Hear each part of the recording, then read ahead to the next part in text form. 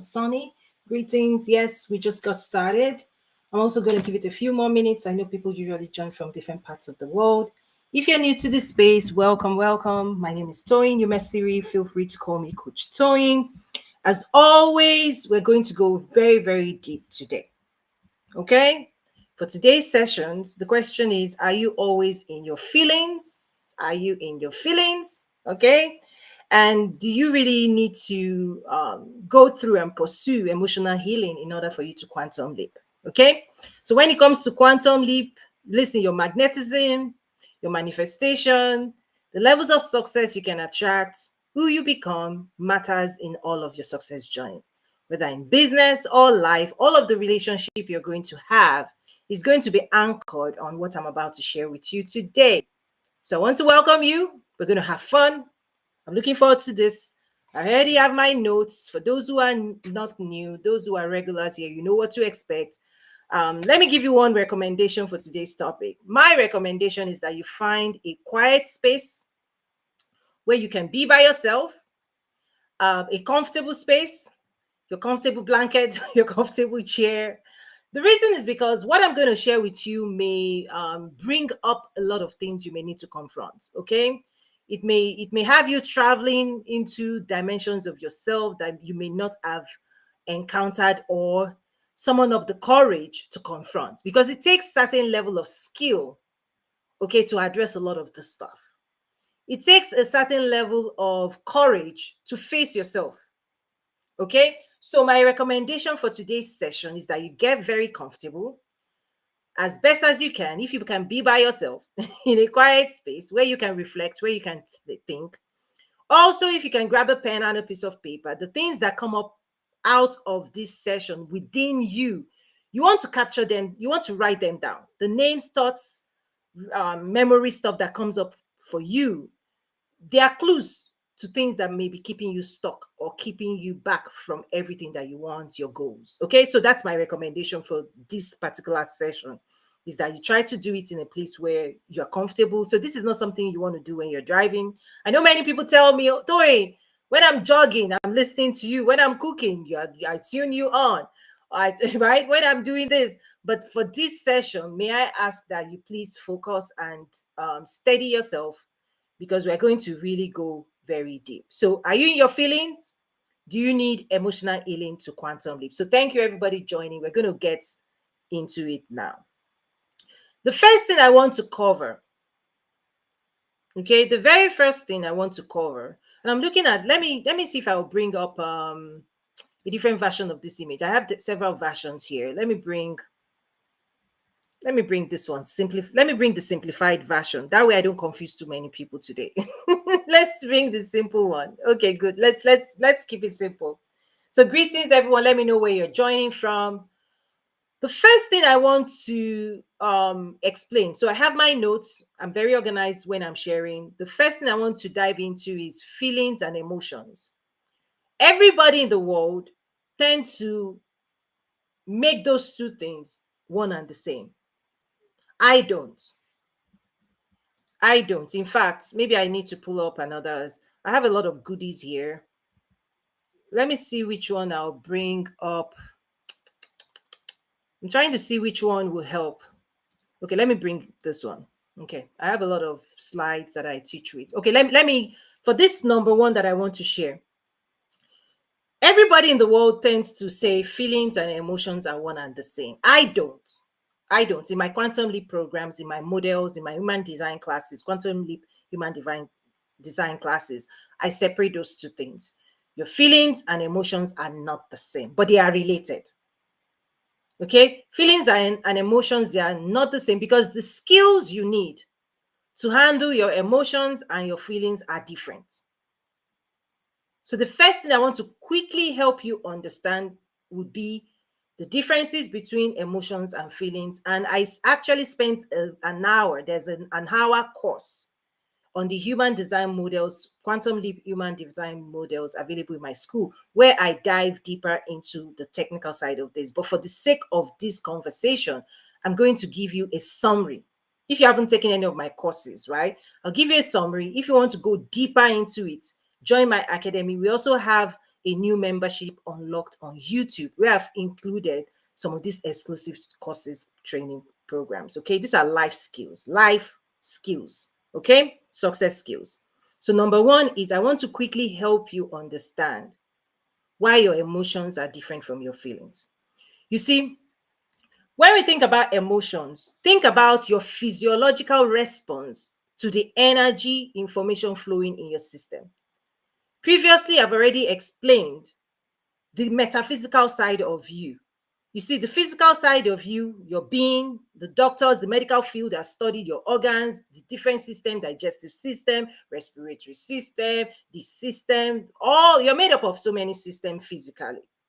You also have two systems that are metaphysical that the science world is just now beginning to scratch the surface. In fact, I don't even think they've figured it out. Those two systems control your entire well-being, your entire reality. Beyond the physical, they are metaphysical. Your mind that processes information, how you take in information, how you ingest information, how you read books, how you read newspapers, how you learn, how you train your mind, how you educate yourself. Because as a baby, when a child is born, that mind is not developed. Just like the physical organs have to grow and expand, the lungs have to grow, the physical body has to grow. Your mind as well expands. It's like your hard drive can, you may be having a certain size of hard drive when you are 5-year-old. But as a 50-year-old, trust me, you've loaded up more information, so you've been upgraded. So even as you are growing physically, you are getting bigger physically. Listen, God has also accommodated that your information capacity can expand. The more books you read, right? Knowledge is power, is that you grow your power, your abilities can expand when you train that information. When it's like ChatGPT, the more you give ChatGPT, the more it can do. Your performance, your productivity, your creativity as a human being is heavily dependent on the training you undergo, you take your mind through. You don't go to school, you want to be a doctor, you don't train that mind, you don't take in the information that will help you train your body to be able to develop these skills to perform at that capacity. You cannot be a doctor. So we have an information body where it is very influenced and dependent on your ability to train it. You actually train your mind by ingesting certain types of information that will make you expand consciousness. It's like installing information in your being. What you don't know, you don't know. What you haven't read, you don't understand. So consciousness, universal consciousness is broad.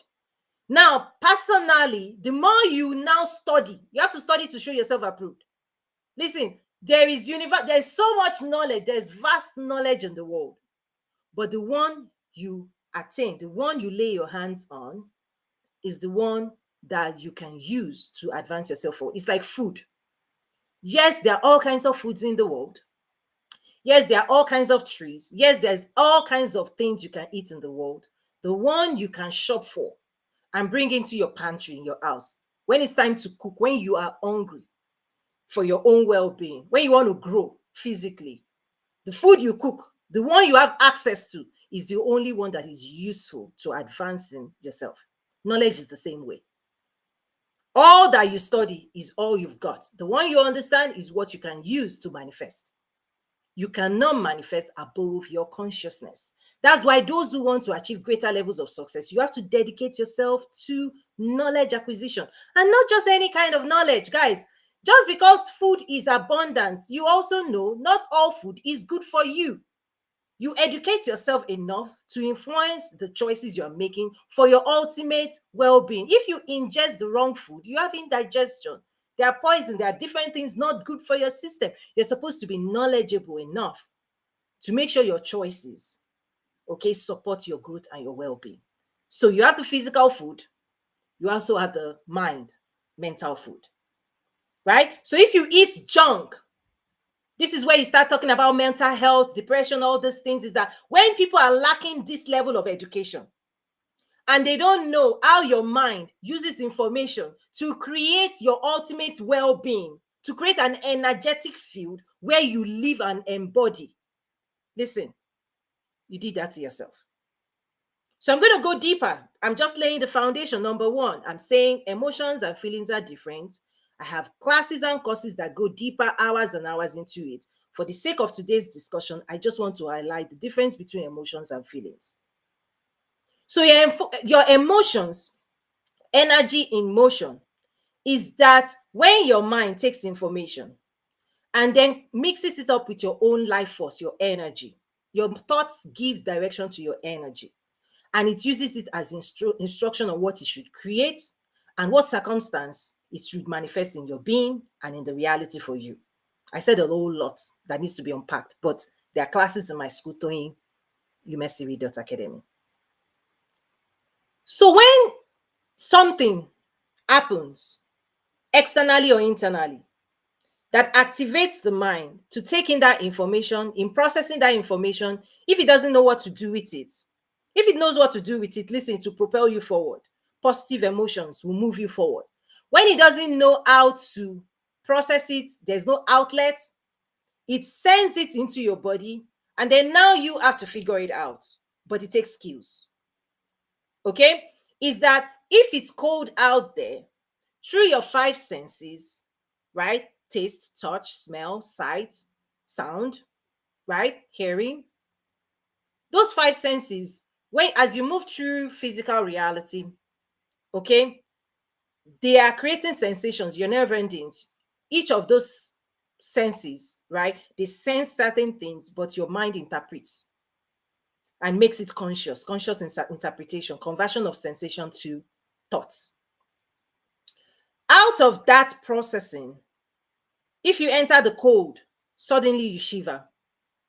If you see someone that is angry with you, you interpret what you're seeing in reality. As a baby doesn't have the capacity mature enough to continue to interpret. So the caregiver would be the one to soothe and comfort. But the child also, you also know that there are internal things going on. So there's external through your senses. There's also internal when you're hungry. Okay? There are certain signals running through you that your mind has to comprehend. I'm trying to share emotions. So your physiology, how when energy and information is running through you, what physical response you give to that chemical embodiment. That's the expression of your emotions. So when things happen, somebody says something to you, you don't like it, you experience something you don't like, you see something you don't like, okay, it's cold, it's too hot. In that moment, that processing creates a chemical reaction, signs it through your nervous system, because you have to do something about what you don't like. You can move away from it, you can move towards it, fight, flight, freeze, right? You know that. Okay, is that in the moment, your mind wants you to make a decision so that it can help give instruction to your body. So when you experience certain things, your mind has to say, okay, if you don't like this, do you run away, flight? Do you move away from it? Is it a lion? Is it a bear? Run away. It gives, the moment you say run away, trust me, what happens is it gives it sends chemicals, it creates hormones, adrenaline, so that you can run away, so that the body can take the instruction on what to do based on what it is experiencing. So emotion is in the moment, how you have to react and respond and listen to the things you are experiencing in the moment. Okay, and a lot of it is automatic but influenced. If you can slow it down, you have a lot of control. When you don't have this skill, then it happens so fast, you don't have control. Okay, until you do this work, what I teach in my school, it happens so fast, right? Because when there is danger, you may not, like, these are the pre-programming. Okay, you're going to react immediately, subconsciously or consciously. When you want to do this work, you want to do it more consciously. I know I'm going very technical today. You want to do it more consciously because there's intelligence in the things you do consciously. However, if you've already programmed yourself to react a certain way to certain conditions, your mind takes over and just use your pre-programs. So emotions is that initial first when you're encountering something in the real time, in now. Now, feelings. Am I going too fast? Let me see. Hi, Ben, Martin. Let's see. Anybody can use if you use the chat space, if you have any questions or comments, go ahead and type that. If you have questions like I shared, or also for those on the audio app, I see Martin, let's see. You can also come up to the stage if you want to engage as well, ask a question if you don't want to type. Okay. So emotions is what happens in the moment, happens now, and your physiological response to what's happening within you now. Now, feelings are different because when emotions come and go, feelings as a component of your processing, your conclusions about what happened. It is layered with the stories that you now tell yourself to explain what happened. And it also includes the instruction you are giving to yourself, consciously or subconsciously, on how to manage similar situations in the future. So it includes a programming. You are now programming yourself, whether you like it or not. This is how it works. The story you now said, oh, that was a bear. Whew, or that was fire. Who next time avoid fire? I don't want to be part of that anymore. I don't like that. I don't want to experience that anymore. Once you now process what happened to you and you now include a decision out of your own conclusions about the story you're telling about what happened to you, and you also now layer in a projection into the future that when this kind this kind of thing happens to you in the future again, this is how you want your mind to respond to it in the future. And all of that information, your mind now encodes it and forms memory. You see? Because every single day, you're carrying your memories around. This moment, a snapshot in time, if anything happens right now, this is emotion. When you move past it, your conclusions, your decisions, the stories you tell will be taken as instruction on how your mind should react the next time it encounters something similar. Okay? So feelings become a part of your being. It becomes a part of your being. It becomes part of you are infusing that story as part of your identity to say, this is now who I have become because of what happened. This is how I'm choosing that the next time this happens, okay, this is what you should do. Now, here's what's happening. If you were doing this very intelligently, then you will be a better person. But most people are actually carrying conclusions that are negative. And so they are encoding negative thoughts, okay, into their system. No longer outside of you. Emotions may happen outside of you, but now you're moving, you're choosing the stories you want to carry into your future. If something happens today, you are now choosing consciously or subconsciously that when tomorrow comes in and you remember yesterday, what you're going to remember will generate a feeling about what happened in the past. Feelings now is tied to your encoding of your past. And those feelings, because they are in your memory, your feelings also store the stories that will recreate the emotions again. So what happens is your feelings and that story can keep creating emotions perpetually over and over and over and over and over and over again. Every time you remember that story, as your mind processes that story you stored, it will use that story to manifest the emotion all over again. So in the moment, it would always feel, you always experience it as if it's happening right now. Something that happened 10 years ago, 5 years ago, 2 years ago. Okay?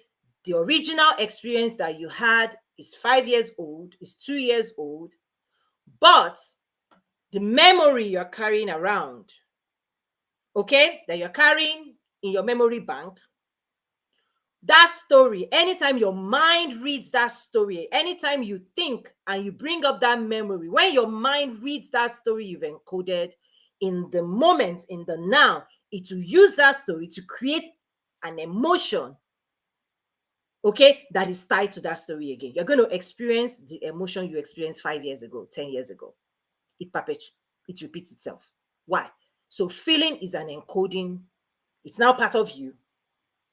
Emotions is what happened to you in now. Feelings can create emotions when you open up your memory and it repeats itself. So feelings is a choice. Emotions, you may not have a choice. If somebody does something to you right now you don't like, you didn't have a choice. It happened, it happened. But if 5 years from now, you don't process those feelings, you're still in your feelings, you're still carrying it around. 5 years from now, when you remember what happened, you're going to be hurting yourself again. It's as if the person slapped you again. It's you'll be reliving those things. And this is true for positive and negative. You go on vacation now, 5 years again, when you remember that vacation, it washes over you again. You're like, oh, I love that. I want to go back again. So emotions and feelings are different. The way I teach it, they're different. Most people in the world, in fact, everybody in the world that I've ever seen, they say it's the same. Oh, feelings and emotions are the same. I say no. Feelings, you layer on your own conscious and subconscious thought processes. It's tied to the story you told about what happened. And that's why in lesson 1 of the human design classes, Quantum Leap Human Design class, I go into it very technical because the power, taking your power back, is tied to developing the skill better. So that's the first thing I want to cover today. And greetings again, everyone. Everybody in the world needs this. So why is this important? Toyin, why are you asking us to deal with feelings, emotions? These are all this stuff. Nobody wants to talk about it. Nobody wants to deal with it. Okay, let me tell you why. You see, all of the things you're carrying, your memories, the feelings, the thoughts, whatever they are, they become a magnet. They charge you up energetically. What you've stored in your being starts informing your belief system, and they shape your identity and how you are showing up into the world. Oh, I don't like people. Why don't you like people? Somebody did something to you, some. You processed it and concluded people are this, people are that, people are that. Now you stored it in your memory. Guess what your mind will be doing? Your mind will be making you avoid what you say you don't want, because that's now part and core of your belief system. Soon enough, the feelings, the embodiment of those stories you told yourself is now going to be used for your manifestation. Your mind is going to be scanning your memories, your feelings, your thoughts about reality, and it will be manifesting based on your feelings. You say you don't like people, it will be making you avoid people. You say this thing is good, it will attract it to you. You say you don't like it, it makes you avoid it. So suddenly, whether you realize it or not, you are now the one driving your future by the stories you've packed on yourself over years. You are now, knowingly or unknowingly, okay, the magnetic, your energetic charge is influenced greatly by everything in your memory, your likes, your dislikes, your wants, things you don't want, people who hurt you, people who did this to you. All of that stuff, they are part of your embodiment.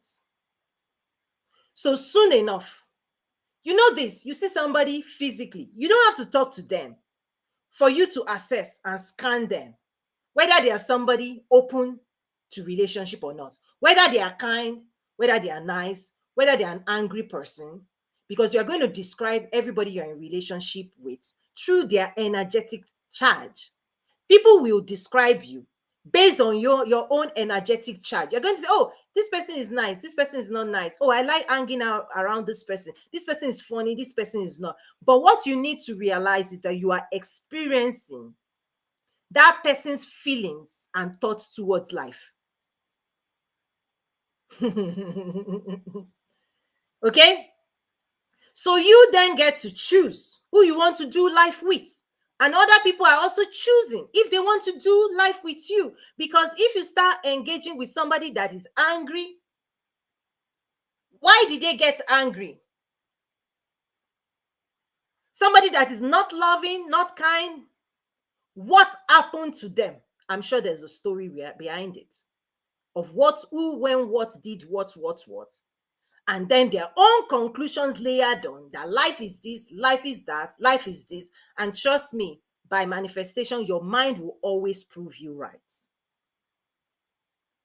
The moment you tell a story and you encode it in your memories, and they are used to form your belief system about what happened to you in the past, what's happening to you today, it's going to happen, right? What's happening to you in the future, right? Your feelings about your past, your feelings about your present, your feelings about your future, your mind uses it to give it to you. It will give you what you say you want, because you made the decision to encode a story, to write a story, a script, and you said, this is what happened to you, this is what's going to happen to you, this is what is happening to you. Whether those things are good for you or not, this is why this is so important, that people self-sabotage by not understanding this energetic principle. Because when you want to quantum leap, you want greater levels of success, you might be drowning yourself in feelings about life that is determining what you can get out of life. What are your feelings about money, about people, about the government, about your friends, about your coworker, about your boss? What stories have you told yourself about money, about the government, about your boss, about your spouse, about your this, about your friends? What story are you carrying around? Because those stories are the stories you continue to see and manifest. Because people who don't believe what you believe and don't feel the way you feel, they are manifesting at higher levels. This is your vibration. Because those stories direct where your energy is going. They influence what you're attracting and what you're creating, all at the same time. Energetics. Okay, let's bring up the other. I'm gonna bring the complex one back. Let me bring that back. Okay. So why is this important? Everybody in the world needs to wake up to this. You may not have a choice about what happened to you the first time, but you have the power, if you exercise your power and you develop the skill, to choose what suits, what emotional feelings you want to wear on your being. Think of it as clothes, the choice you have, right? To before you go, when you're a child, they taught you how to brush your teeth, brush your teeth, shower. As you're preparing to go out into the world, you don't want your breath to be stinking. You want your body to, self-care. This is energetic care, energetic care. This is emotional care. Is that the embodiment, the feelings you embody as you go out into the world? Once you realize this is your energetic charge, and soon enough, the boss that wants to promote you, he takes a look at you. You are upset. What made you upset? Right? Something happened to you last night. You didn't clean up. That's why I shared that the skill you need for emotion versus feeling is different.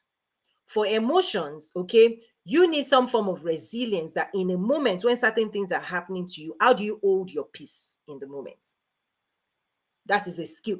Just what I'm saying right now takes years and years of practice. That's why I teach specific ways to achieve this. And so you start practicing it and you start developing the skill. Just knowing is not enough. Knowing creates awareness, but to develop these skills, you need to practice what I teach in my school. And now we also have the community membership on YouTube. So if you're joining on YouTube, there are two layers currently, depending on when you're watching this. Okay, team replay, depending on what, when, where you're watching this. Currently, there are two membership: one for life, Quantum Leap My Life; the second for business, Quantum Leap My Business. And then we have the Quantum Leap Academy that has greater rich resources. Okay, those are two ways to connect deeper. So why is feelings important? Think of it as the suit. Superman Clark Kent. If you now go out into the world, you don't brush your teeth. You don't deal with your stuff. You don't go through all of this stuff. Somebody got you hungry. Somebody got you pissed off. You've gone through maybe a divorce. You've gone through this. Life has happened. You see, this is life. You didn't have control, right? On other people's choices, what they did, this. Everybody has a story of who did what, when, where. You know what I'm talking about. But the power you have, and the power you must take back, is if you allow what they did to persist in your story, guess what's going to happen? You continue to recreate such type of stories. You know why? You will continue to recruit, okay, energetically other people that will make that story true. Why? Because you've charged yourself, you've told yourself this is what is important to you. Your memory is supposed to be used to hold on things you consider important, the things you want to experience in the future, right? How you want to feel now and in the future. Your memory is about experiences. It's supposed to be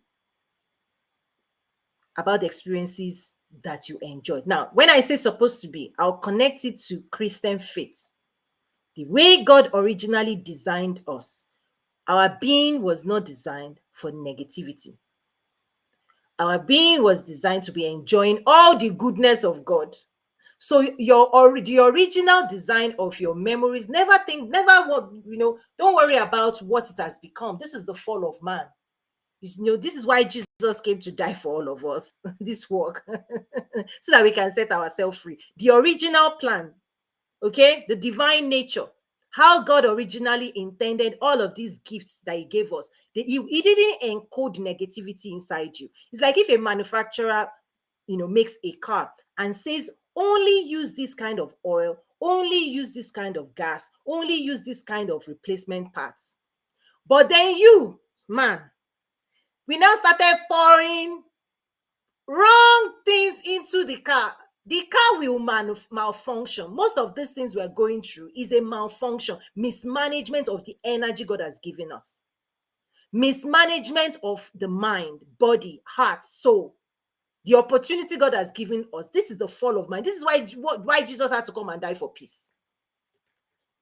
Hey, Rosa says, hello, first time here from Las Vegas. Welcome. Listen, this is the place to be.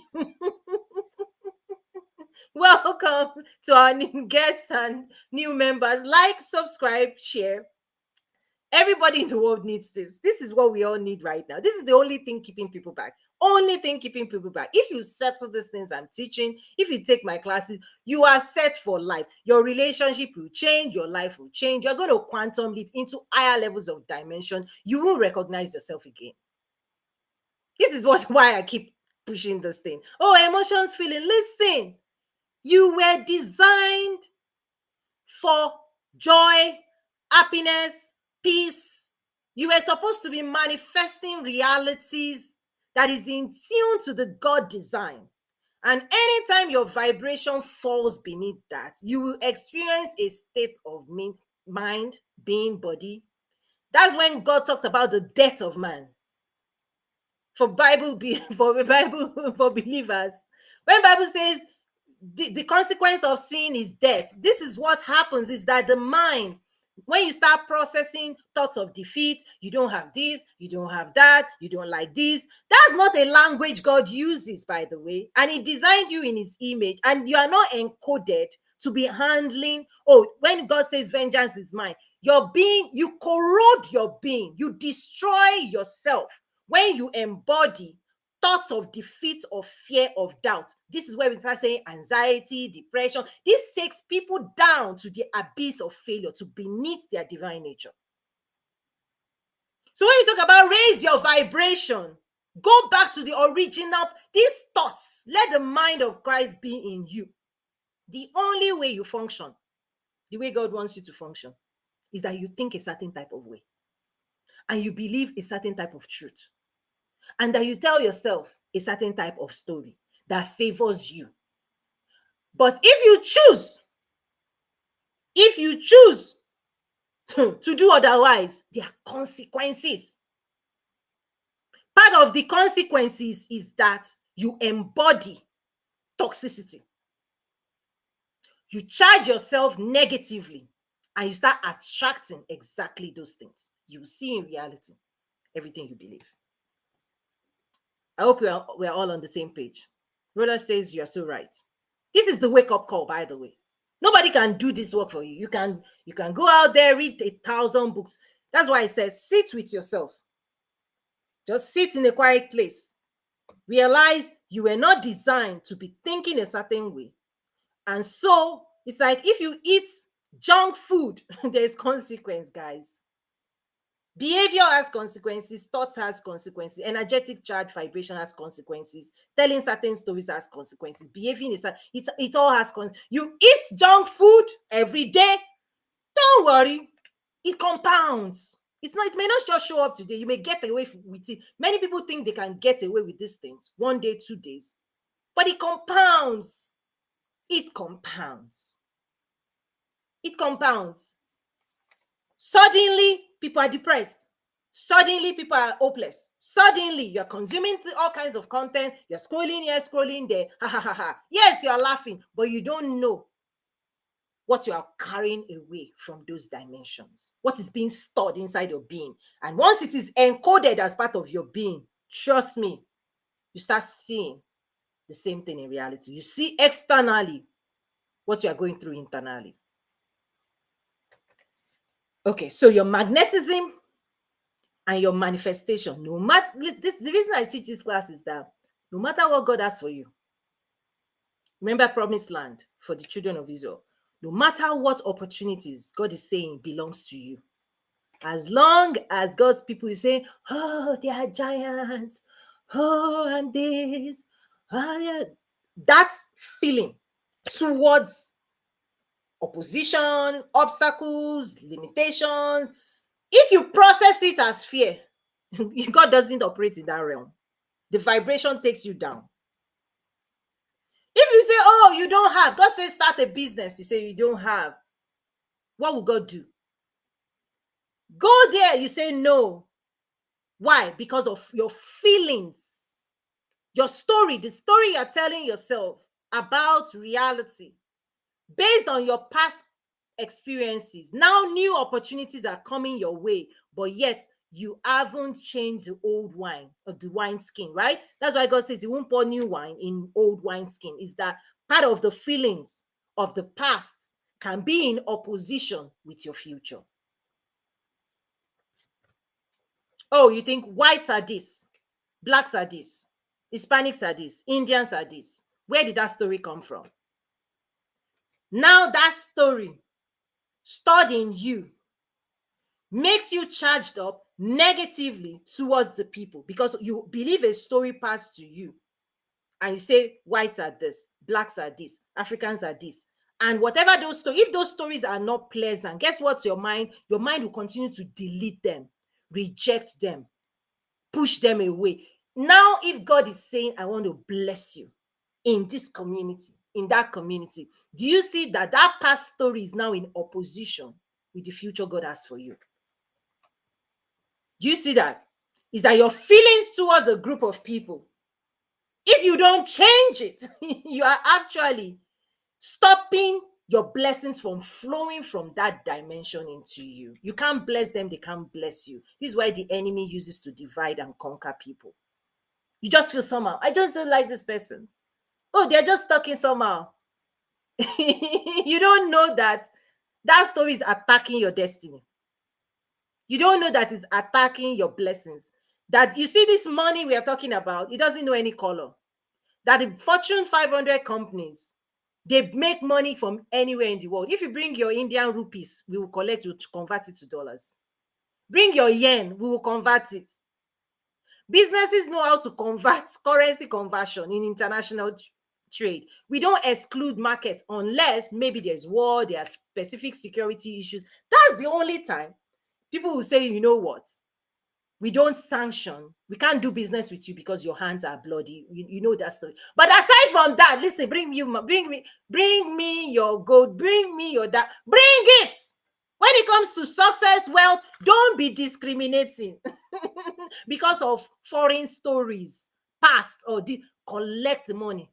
Trust me, the people you think don't like you, they like your money. Do you know that? Do you know you are shopping in their businesses? But they won't shop at yours because you haven't created magnetism. But trust me, you're already spending your money. You be like, I don't like this, I don't like, but they don't care whether you like them or not. They're like, we will have bags for you, we have shoes for you, we have groceries for you, we have everything for you. And you two, you're like going there and you're spending your money. But then you know, oh, I don't like it. I don't listen. Money, people who are called into the world of business, you have to stop discriminating about humans. You have to. So deal with those feelings. Are you in your feelings? Or do you need emotional healing to quantum leap? You do. That's why I teach this to my business people, because when we say, okay, here's your brand, create your marketing, because I have a ton of technical classes, 10-week accelerator for those who are into entrepreneurship. You want to quantum leap your business to the highest levels. I serve as a strategy for Fortune 1. You cannot be dragging around all these limiting beliefs, confusing thoughts, market your business. I don't know what they will think about me. Feelings. Who bullied you when you were a child? Who called you names? Why don't you think you are beautiful? Why do you think something is wrong? I was coaching a client some years ago. Something that happened to her when she was less than 10 years old, she carried into 50-year-old. It is the reason she doesn't show her face on social media. Something happened when she was a young child, and she cried that day to say, why have I been holding myself back? It's time to heal those things, guys, because you can't go far dragging around limiting thoughts, limiting beliefs, unprocessed thoughts, unprocessed emotions, crazy stuff that even you are scared about the stories that is being projected into your mind.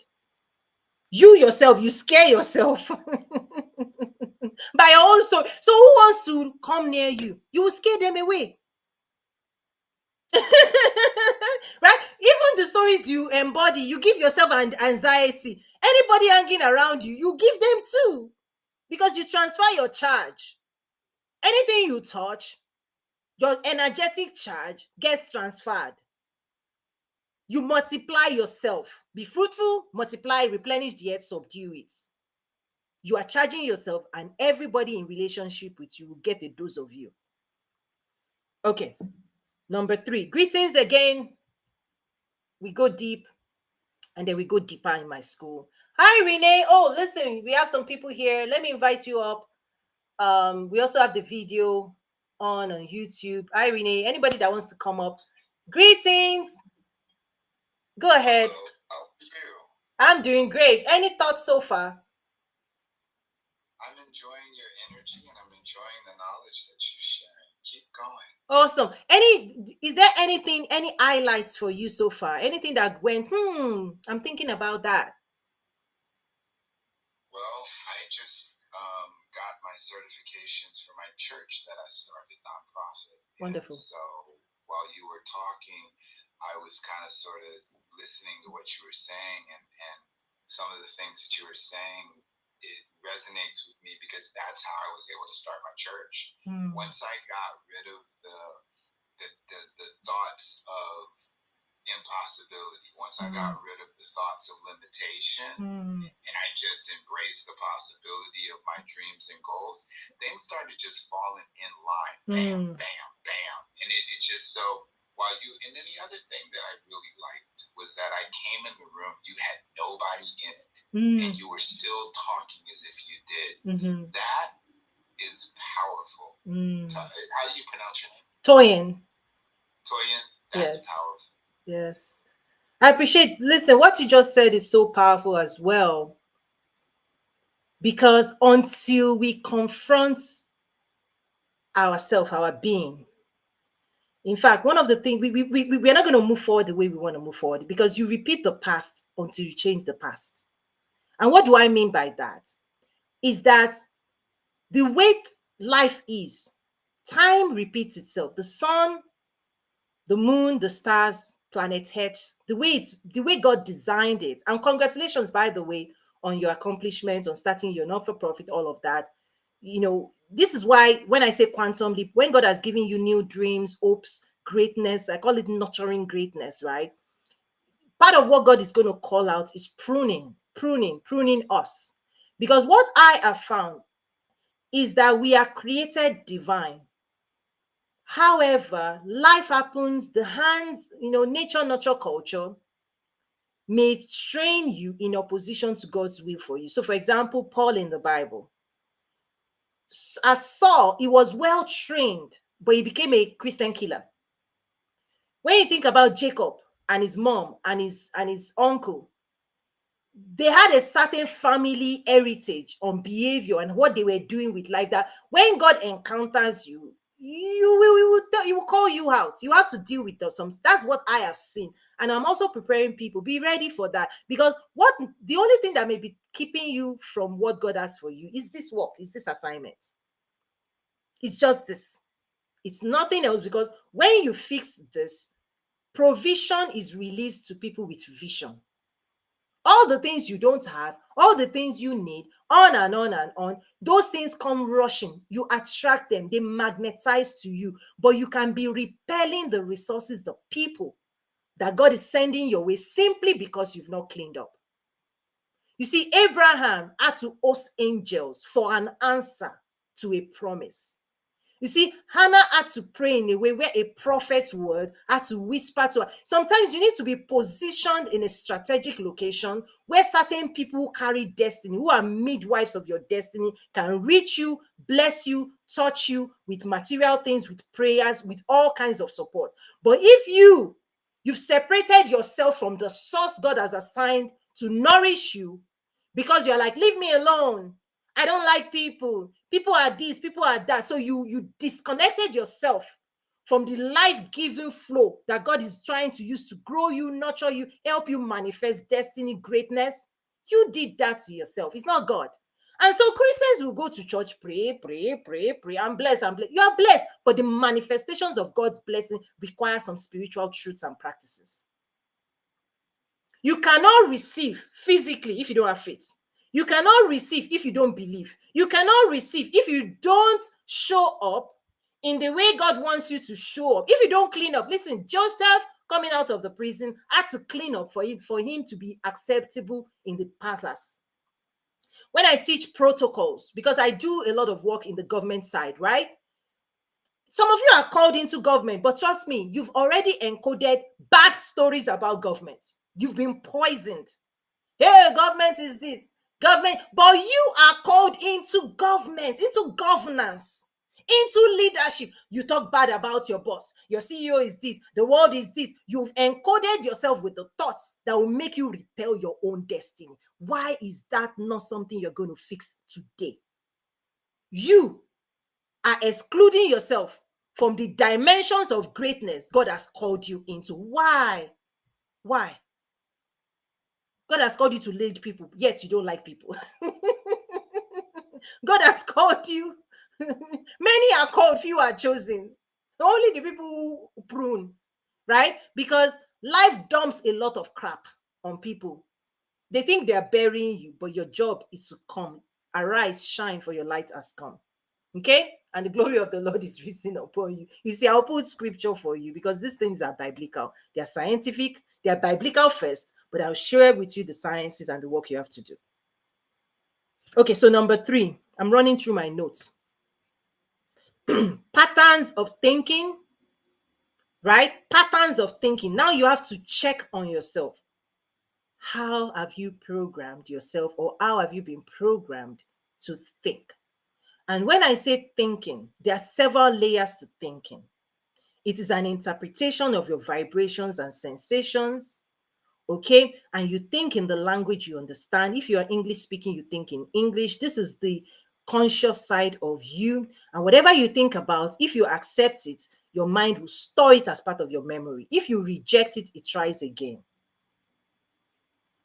Okay? So in class 1 of the Quantum Leap Human Design, the very first class is so technical because I go into how you take in information. This is self-mastery. You have to master yourself because this is different for each person. It is part of your encoding, your programming, based on the family you grew up in. Your DNA has things to do. You're nurturing what you saw your daddy do, your mommy do. Your mind has been trained. Train up a child in the way the child should go. Is that there is a training of your mind. Whether you like it or not, I'm just trying to share with you. That training, okay, makes you who you are today. And that training makes your mind do a lot of automatic processing based on your past training. The decisions you made in your past is going to be used to make future decisions. Can you realize that? Automatic programming is you made a decision to react to certain things in the past. Your mind will keep repeating that until you mature enough to take back your power and to move yourself from autopilot and reprogram yourself. And so it keeps repeating itself because the mind just copies and pastes the past stories you've told yourself. That's all. The mind acts on your behalf. So anything you accepted in the past, the mind thinks you like it and it will keep giving it to you. Past relationship will repeat itself. You're going to see in the future everything you've had in the past until you take a conscious effort to interrogate that system that is within you. You have to do this work to check in again and ask, is your mind now behaving in your favor? When I say these things, they're so deep, you need to almost sit down and unpack it. When I say, is your mind acting in your favor or is it self-sabotaging? Right? Is your mind doing things? Because the processing of your mind will create emotions and feelings. Feelings are the ones you've accepted, you've layered with story, you've stored in your memory, it keeps repeating itself. Sensation and emotion is what's happening right now. Feelings of the past can create current emotions when you remember that past and you reprocess those stories. You will feel what you felt, no matter how long it is. If it was 5 years ago, 10 years ago, 50, whatever years ago, if you remember that story, in the moment, that story will transport itself into your now. And so, the only weapon you have, and many people are not using this, the only weapon you have is to script the best stories that will make you well. This is emotional healing. You cannot change what happened in the past, but you can change your encoding, the stories you are carrying around in your being. If you know how important your past, this is why Joseph, what his brothers did to him was horrible, pure evil. He could have been bitter. He could become a bitter person. This is what happens. When those things you cannot control happen to you, you have a choice to write a script. They did this to me and then become bitter. Trust me, if Joseph was a bitter person, he would not have anything to offer, right? The cupbearer. Yeah, cupbearer. Who do you think you are? My brothers was this. My brothers was that. What Potiphar did for him, if he didn't heal, he will be like, Potiphar did me this. His wife is evil. His wife is this. And he'll be sounding, you become like the people who hurt you if you don't heal your emotions. That's the danger. You become like them. The enemy has won. When he can get you to become as bitter and angry and evil as the people that hurt you. Because now Joseph now had a chance to pay his brothers back, but you can see that he's told it. So he said, what you meant for evil, God turned it around for my good. That is a story that favored him, because if you continue to carry bitterness around, you corrupt yourself. It's not going to help you. It's not going to help you. So why? They are gone. Those people are living their life. That's why God offers us the scripture and says, oh, it works all things together for your good. If you believe that alone, and you can drop everything and say, you know what, plus your enemy, plus your this, God will use. God has the ability to use all of those things for your favor. If you can believe that, you will solve most of these things. At least half of whatever you're carrying around, you will drop it. But if you give power to negative stories, you are just doing more damage to yourself. You are making the enemy's job very easy. It doesn't even have to do anything anymore. That's it. Because if it can get you pissed off, angry with life, like sad, you've eliminated yourself from your quantum leap experience. You cannot receive. Remember parable of the sower. Yeah. When the word of God is coming, tons of this life, stony hand, the heart wah, wah, wah, wah, wah, wah, wah, you start sounding, that God will be like, that doesn't sound like the person I've blessed, the person I've gifted, the person I have great plans for, the person I'm preparing for destiny. Does this person even has a glimpse of their future? But Joseph had a glimpse of his future. His future, God told him, people will bow to you. Your siblings will bow to you. And so if you hold on to that future, no matter what those same siblings do, you will rise above it. You have to rise above, raise your vibration. Because if you vibrate at the frequency of your assailants, you became like them. You've just become like them. You are no different than them.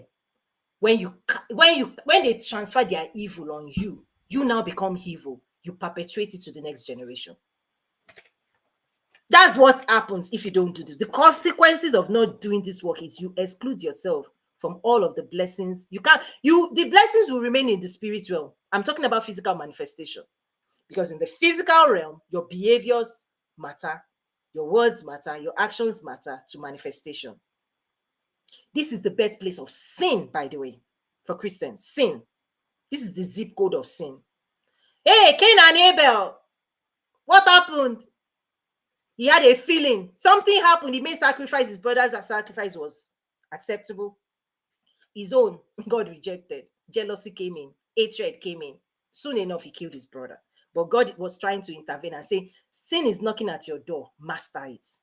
When my class, Mastering Your Emotions and Feelings, an hour-long class, part of the series of the Quantum Leap Human Design, my school, I've also included it in the YouTube membership, the new one we just launched last week. And thank you to those who are already joining. I see you. Welcome to the space.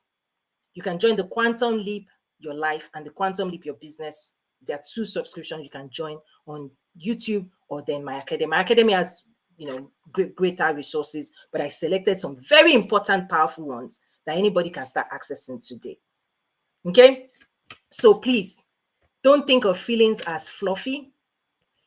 Anytime you feel something, if it's not in the present, when your disposition, think about it, your disposition towards people, places, things.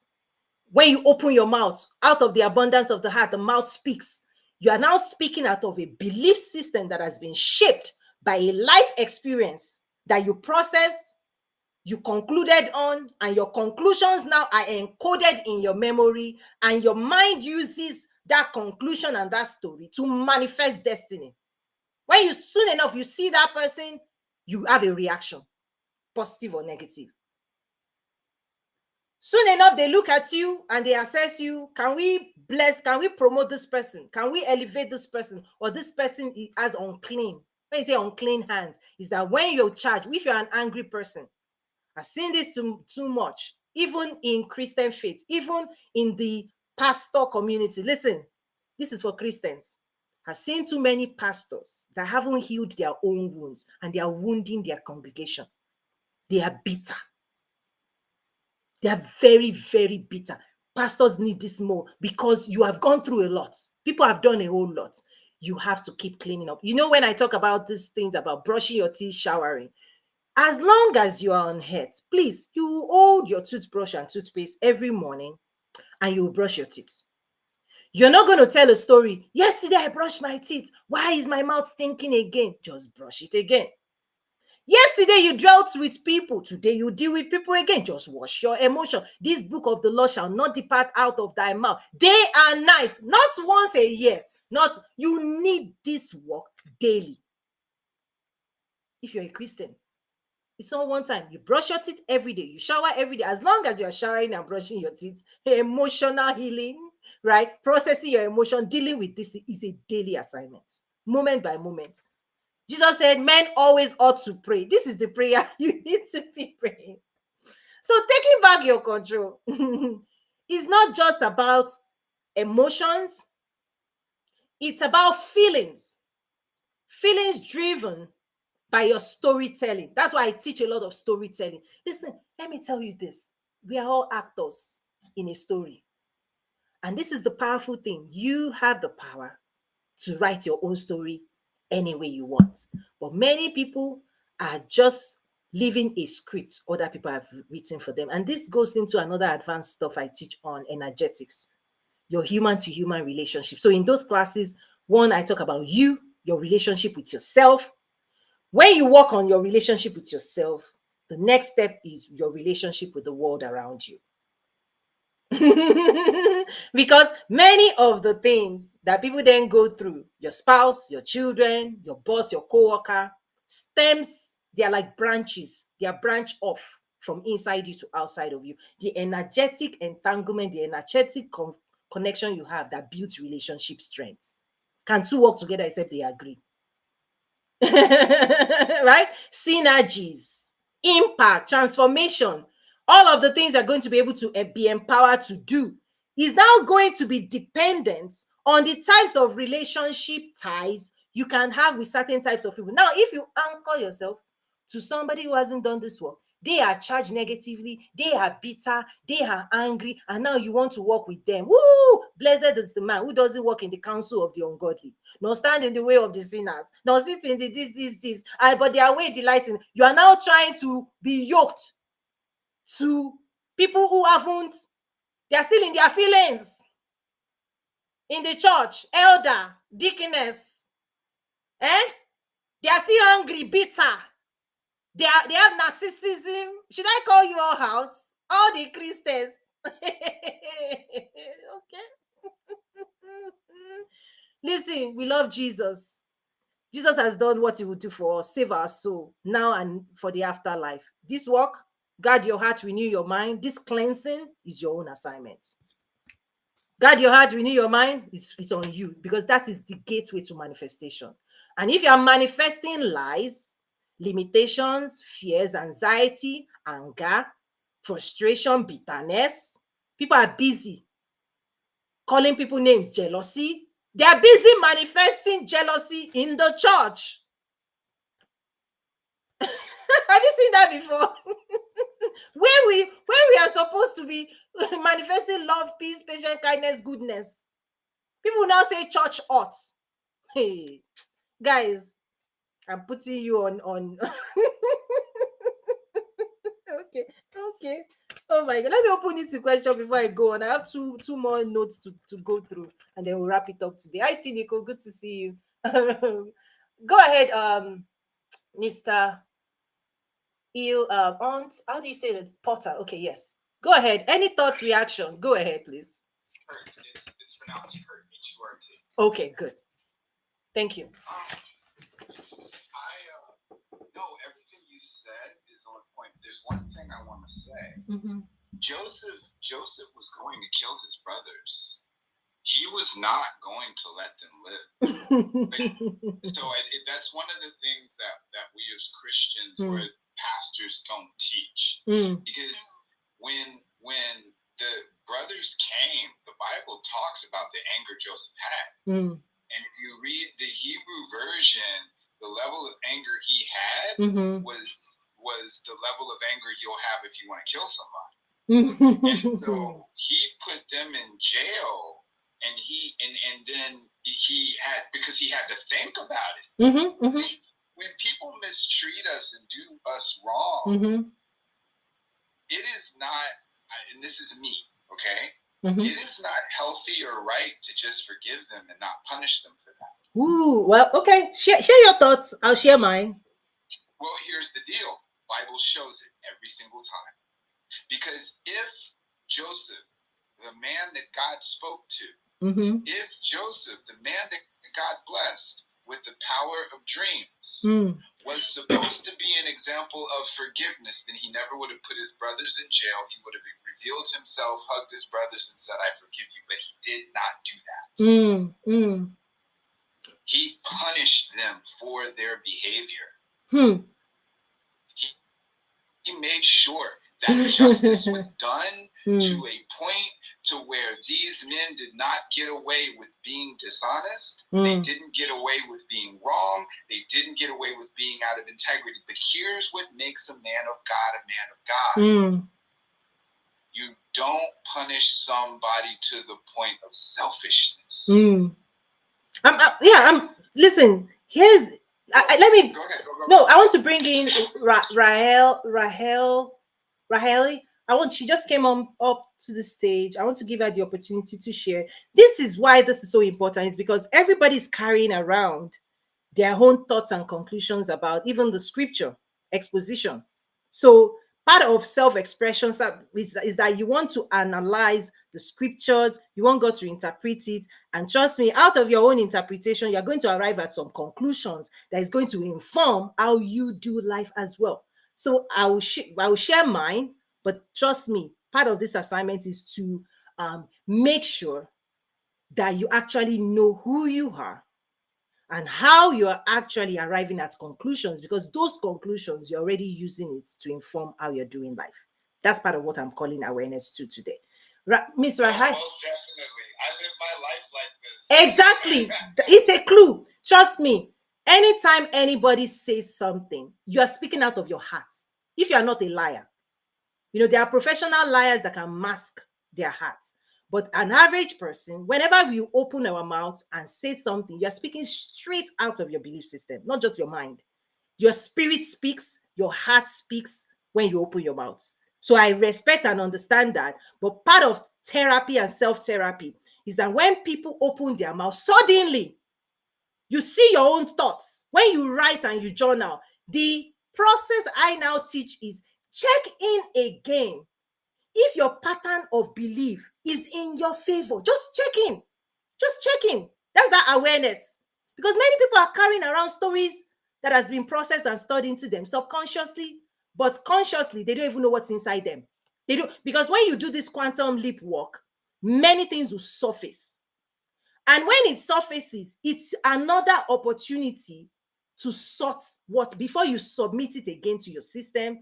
It's like your computer. Whenever you carry your computer, there are file components. There are things you stored in your computer, depending on how old your computer is. Because depending on how old you are, there are many things you may be carrying from 5-year-old you don't even remember. But suddenly, when you do this work, when God works on you, He might be reminding you of things you weren't conscious when you stored it. Something just happened and you buried it, but it's inside you already. So this work is so deep. Rahel, what are your thoughts? Go ahead, please. Hello, Coach Toyin. Good to have you again.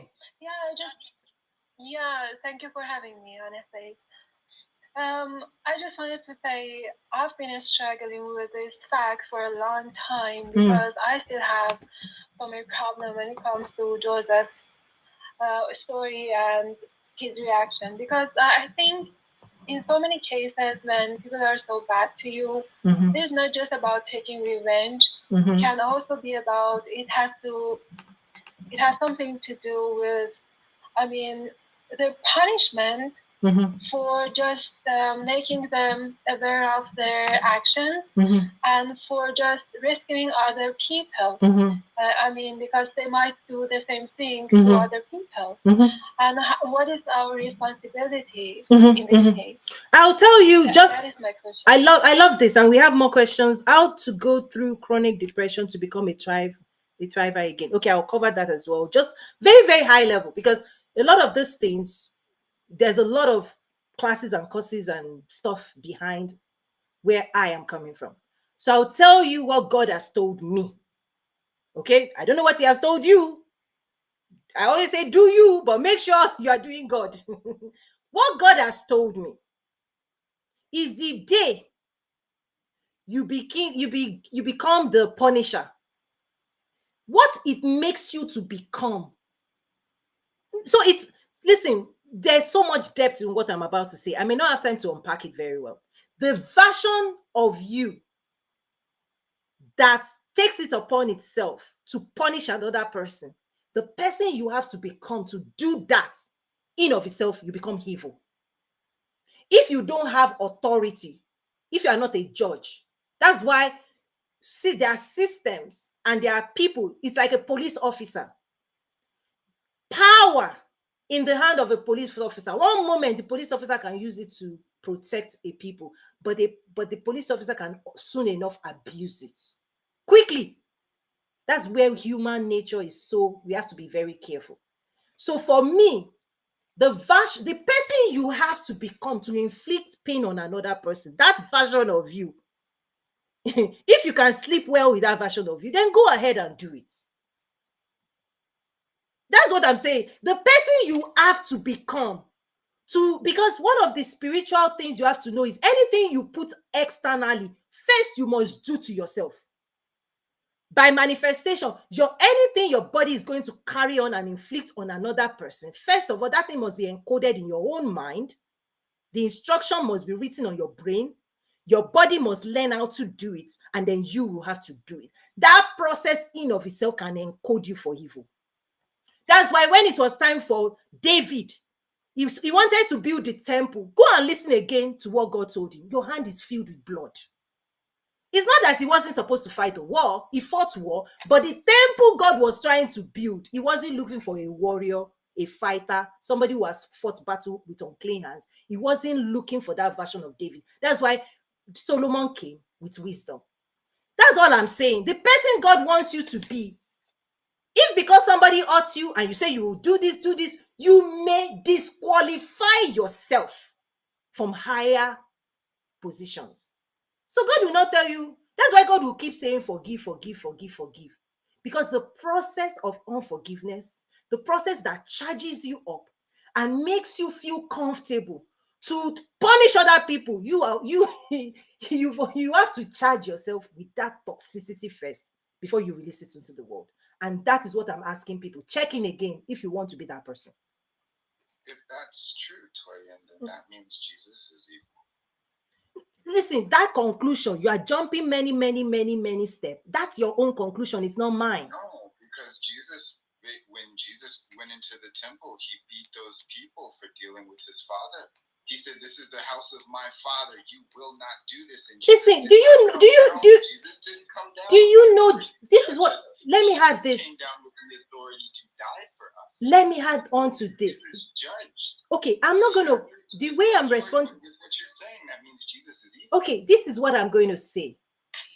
It's not for me to tell you God's calling and assignment for your life. Jesus was called for specific things. You understand? And he gave him authority to do specific things. Trust me, I am not speaking. I am not telling you to do what I will do. I'm not. I'm just saying, checking with God, with that belief system. Checking if God has given you the authority and the mandate and the release to go and do those things. And if you believe between you and God, God sanctions you, approves you, is calling for you is to pass on judgment, then do it. For me, my own calling, I'm a disruptive person. But disruption is part of this conversation for people to think again. Old thinking versus the upgrade. Think that is my own, and I have authority to speak a certain way to a certain group of people. Jesus said, "My sheep hears my voice and they obey." My point today is not to tell you what is right or wrong for your life. I don't know the relationship you have with God. I don't know. I'm just saying, make sure the things you are choosing to do is approved by God. Period. That's all. And if God approves you to be punishing your enemy, killing people, do it. Like, I am not here to pass any judgment. I'm not the authority figure over your life. I'm not. I'm not one of those people that will say this is right, this is wrong. No, I'm too wise and discerning to know that God has called, just as he has called a police officer to hold a gun. He has called a judge to be able to pass judgment. He has called lawyers. The way God has done. Let me tell you one other thing. Saul in the Bible, the king, he was called into king to be king. He wasn't called into a priest. The day he dared cross a boundary and he started going into the authority of priesthood that he wasn't called into, that day he was rejected. That's what I'm trying to say. Just because you are a king doesn't mean God has sanctioned you to be making sacrifices unto him. This is where we are going into more advanced spiritual authority. Anybody that doesn't understand spiritual authority, domains of excellence, will not understand what I'm trying to say. Stand in the place God has called you. Use the authorities that has given you, but also understand power and authority that is not to be abused. Just because you can doesn't mean you should. The day David decided to be touching somebody else's wife, killing this person, doing, God will send a prophet. So it's not for me. When I'm teaching this thing, I'm not one of those people that will bring, you are wrong. No, no, no, no, no. It's not for me to tell you are right or wrong. Right? Because one of the things about the way our mind is designed, per Genesis 1, is that the human mind, by design, was actually not designed to know good from evil. Let me explain. The way the human mind is designed, remember, God says He created us in His image. You see, how God created us, whatever you throw into that mind will manifest. It's like food. Your mouth does not tell you the food you are eating, right? Your mouth is not designed to be questioning you. You just put donuts in there, it will digest it. It will attempt to digest whatever you feed it.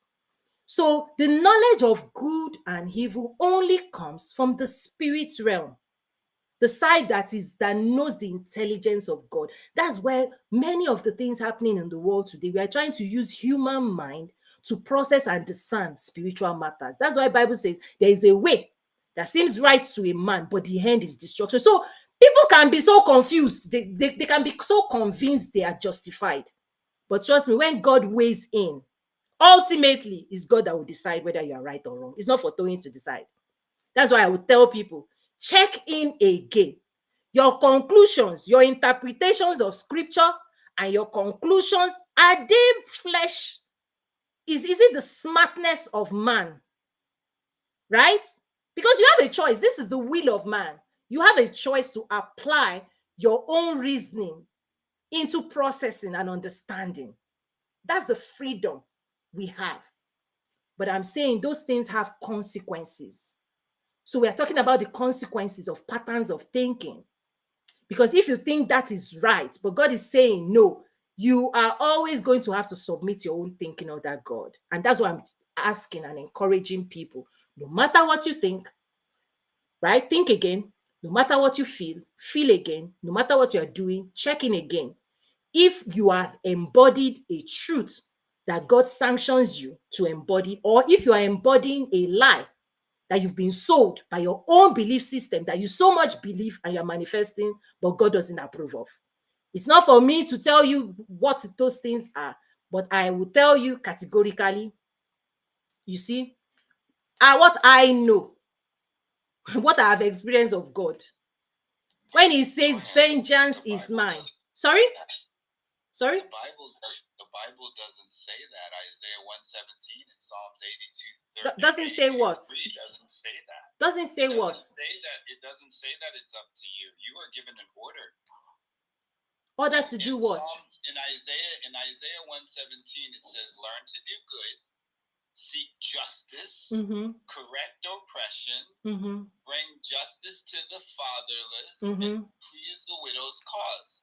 Psalm 82:3 says, Jeremiah 22:3 says, thus the Lord do justice and righteousness, and deliver from the hand of the oppressor him who has been robbed, and do no wrong or violence to resident aliens or fatherless. So we've been given an order by God to make sure that we punish people accordingly to righteousness and justness when they do wrong. That is an order. So you have a choice. So the way you are so the way you are choosing to interpret that scripture is that you are personalizing it, that you sit in an office that allows you to do all of those things. That's your own conclusion, correct? No, God said it right there. No, I'm saying let's personalize it. Listen, one of the things I try to tell Christians, don't over spiritualize things. Keep it simple. In your own life, in your own marriage, in your own relationship, in your own church, when you read those scriptures, how are you going to practice the scripture? Listen, people can be reading Bible and feel smart about Bible. Let's come down to practical Christian living. How do you lift that scripture and practice it in your own life? If your child does something, you don't like, if your church member does something you don't like, when your wife does something or your spouse does something you don't like, how do you, in the practical sense, live your life? not theory of what's in the Bible. I can tell you personal experience. Sure, sure. So, and I am an Aqualite Christian. So the thing about it is that somebody did me wrong. Mm-hmm. I literally had the power and the authority to Mm-hmm. take everything from them. Mm-hmm. Literally Mm-hmm. everything from them. Mm-hmm. But I didn't. All Okay. I did was make sure that they felt the pain of what they did. And I think I took like a month's salary from them, so they got and understood, because that month's salary put them behind in bills and all kinds of stuff. But I could have literally made them homeless and had their family homeless and suffering and etc. But I didn't choose to do that. But I did choose to punish. Right, and so that's it. And that's a choice. That transgress against us. Okay, and that's a choice, because we saw Jesus. Because with the same hand you dish to another person, somebody else in authority, the day you make your own mistake, when you receive multiplied of it, do not say anything. Because Jesus was presented by the woman who performed adultery. In that moment, you can always have a choice to pick the justice that you said you exacted, or grace, or mercy. These are all instruments God presents before you. But realize the same one you pick and you inflict on another person, don't worry, manifestation multiplies it back. This Jesus is still punished her. Listen, I am saying there's justice, there's mercy, there is grace. Go and you can pick whichever one. Listen, let's not go back and forth. I'm saying your choices, whatever interpretation and conclusions you make, whether you use scripture to justify it, whether you use human intelligence to justify, be careful. How we must be careful as human beings and Christians is just realize the hand you use to dish these things out to people. Realize that more powerful people exist. More powerful people exist, and nobody is above God. And part of manifestation, I'm just teaching people. You don't have to take what I'm sharing. Just go back to God. The day you become a justice person, dishing out this, don't worry. Life knows how to do your own stuff.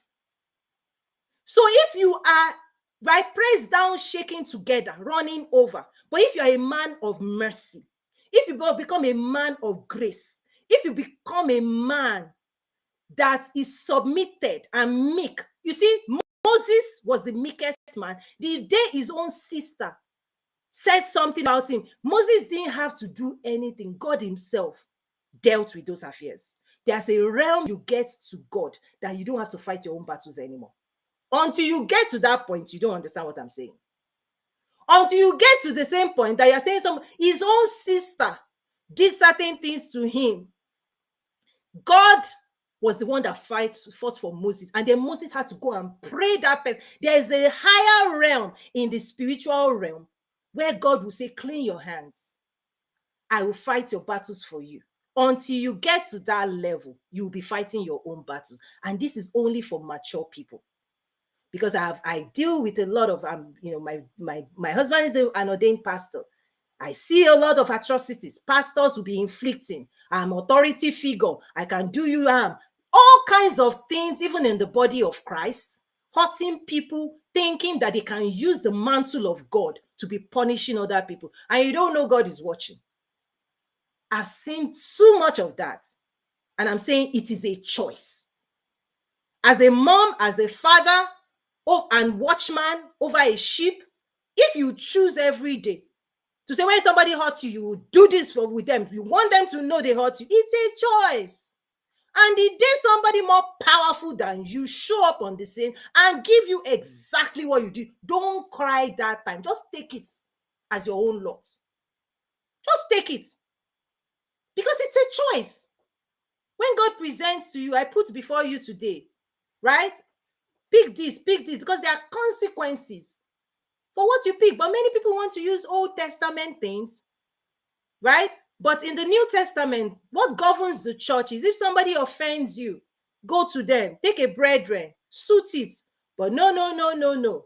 Certain types of people want to be the judge and jury and to inflict pain on other people because you feel pain. I'm saying the person you become in doing that, you hurt yourself in that process because you will charge yourself. You become a wicked person, right?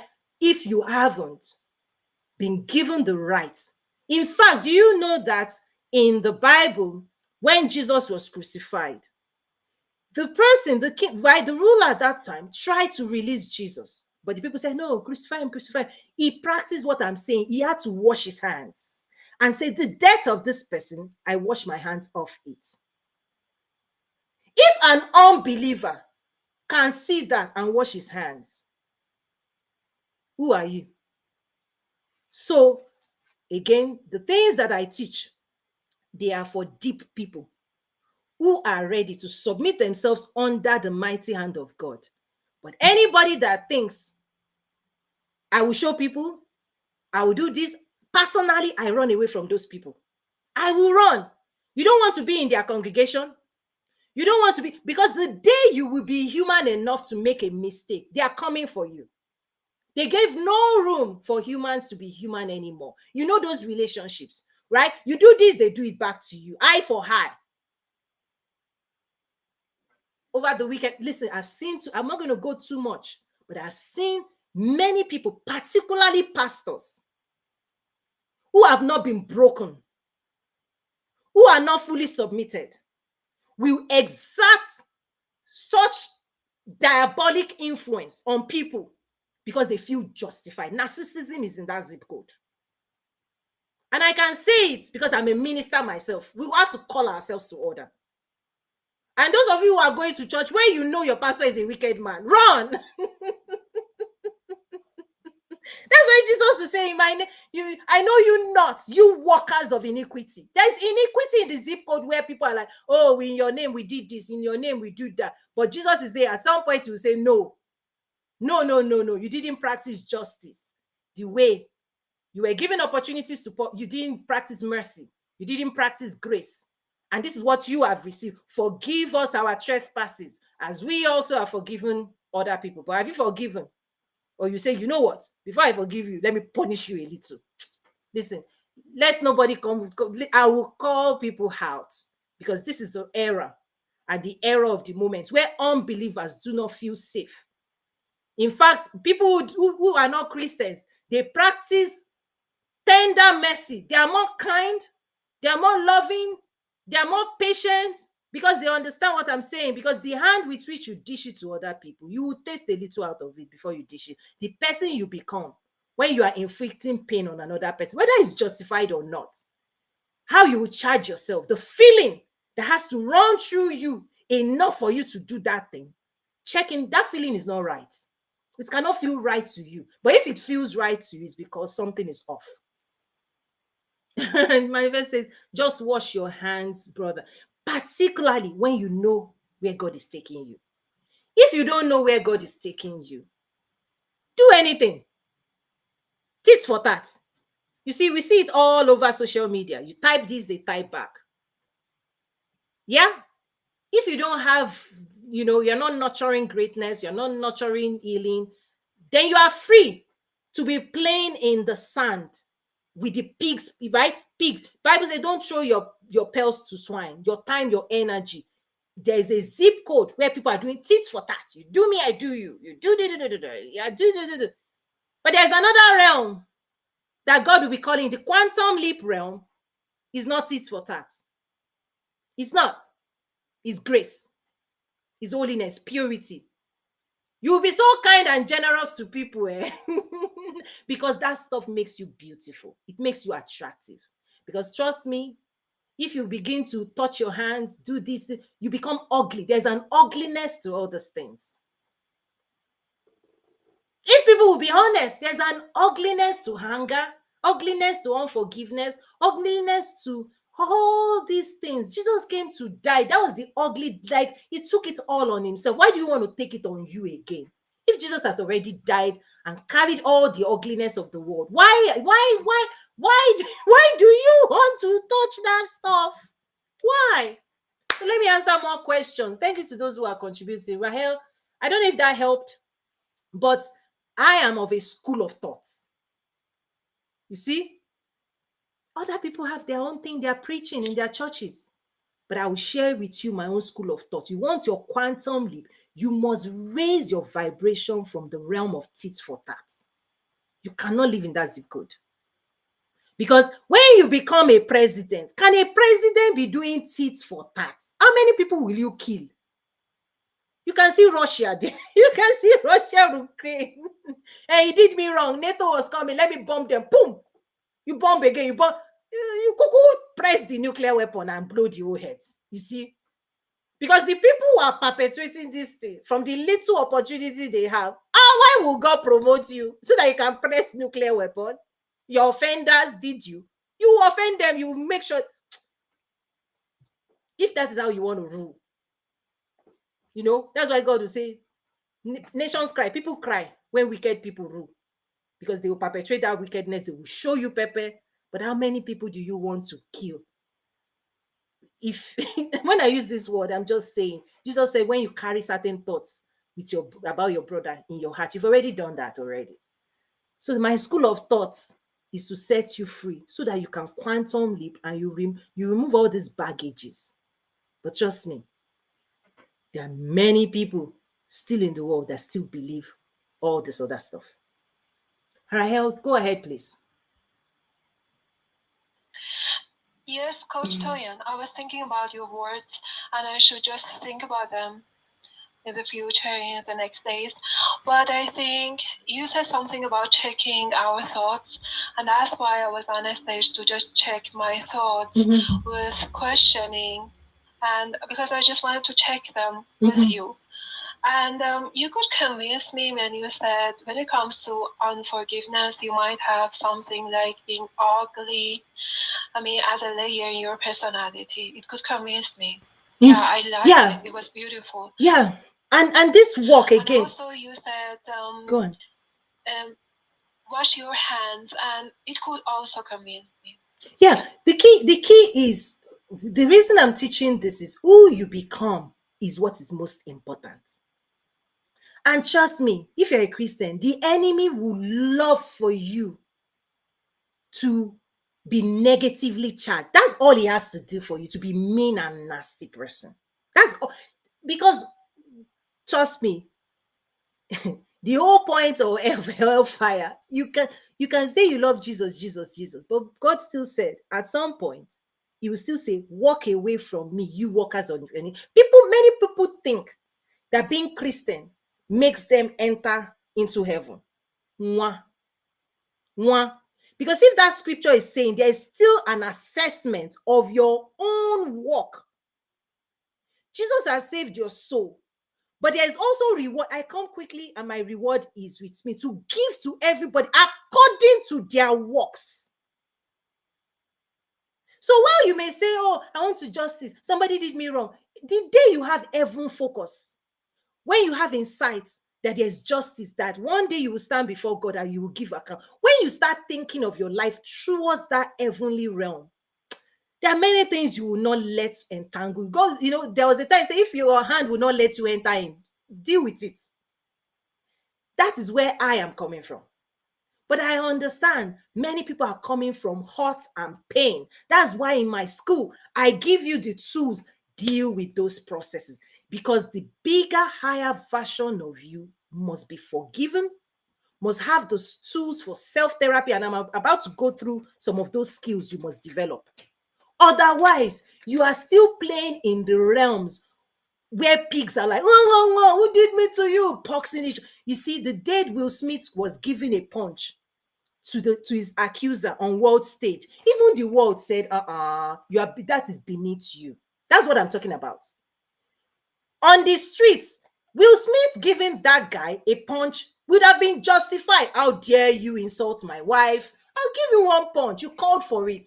But on the world stage, at the highest levels of success, you are not supposed to be reacting. You're not supposed to be giving tit for tat. You're supposed to rise above those things.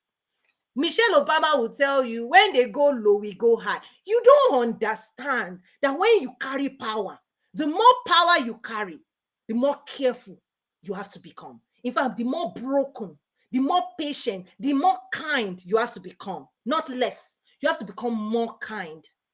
Because if you carry power and you start abusing it, or start killing everybody that comes for you, or start, you yourself become a wicked person. You become a wicked ruler. If your own focus, instead of focusing on ruling and creating opportunities for the people you are leading and making the land pure, you are busy tormenting the tormentors. That stuff just it turns people, it corrodes people, it makes people become energetically charged for wickedness. And you don't, it's a slippery slope. People don't know when they slide into this. And they say, I'm a Christian. Where is love? Where is love in all of these things? But you don't have to accept it. I'm just speaking to people who God is saying, rise above these things. Rise above it. Learn the skills that will help you rise. Because people who don't rise, Moses, he didn't enter the promised land because of hunger and all of this. So we have to do all this work. Okay, we have more. Listen, oh my God. Many people are not used to this kind of stuff. I call it as it is. It's not my job to tell you what is right or wrong for you. All I'm just saying is checking again, and ultimately the steps and the stand you're taking, just checking if that's the God's stand. If you're not standing against God's will for your life, if you're not self-sabotaging, because when it is coming to a quantum leap, it's a full-time job. In fact, it's like I tell people, you are Ronaldo, you went to score soccer game, you are busy fighting the referee instead of busy scoring your goal and taking championship. That's what's going on for many people. Their full-time job is fighting their opposition instead of winning their race. You decide what you want. Do you want to win your race, or do you want to be entangled in affairs that is beneath you? Imagine those who want to be elected official. Imagine if their full-time job is who wrote the bad stuff in the newspaper about me today. Let me give it back to them. They are so busy giving it back to anybody in opposition. They are not busy enough winning the race. That's what's going on. Which one do you want to pick? Just select which one because if your full-time job is fighting opposition, you cannot win. Imagine if you are driving on the highway of life. The driver who gave you a finger, you sit down there and start abusing them. You're not going to arrive at your destination. Oh, why did you do this? Why did you do that? You called the police. You are wasting your time. That's my point. You want to waste your time saying, because this person did this to me, then I will show you who I am. Phew, that's where destinies are being missed. That's where destinies are being missed. You still have to go and call. You still have a long journey to go. God is waiting for you with crowns of victory, promotions, elevation, money-making opportunities. You're not focused on that. You're focusing on the person who crossed you on the road of life. I have a lot of story, but trust me. You don't like what I'm saying? Don't worry, do it your way and let's see where things take people. So let's go in and cover some more. Woo! Somebody said we are not going to reap what somebody else is so. Who said that? Manifest your dream. Please don't let them be sowing discord into your spirit, hunger, frustration.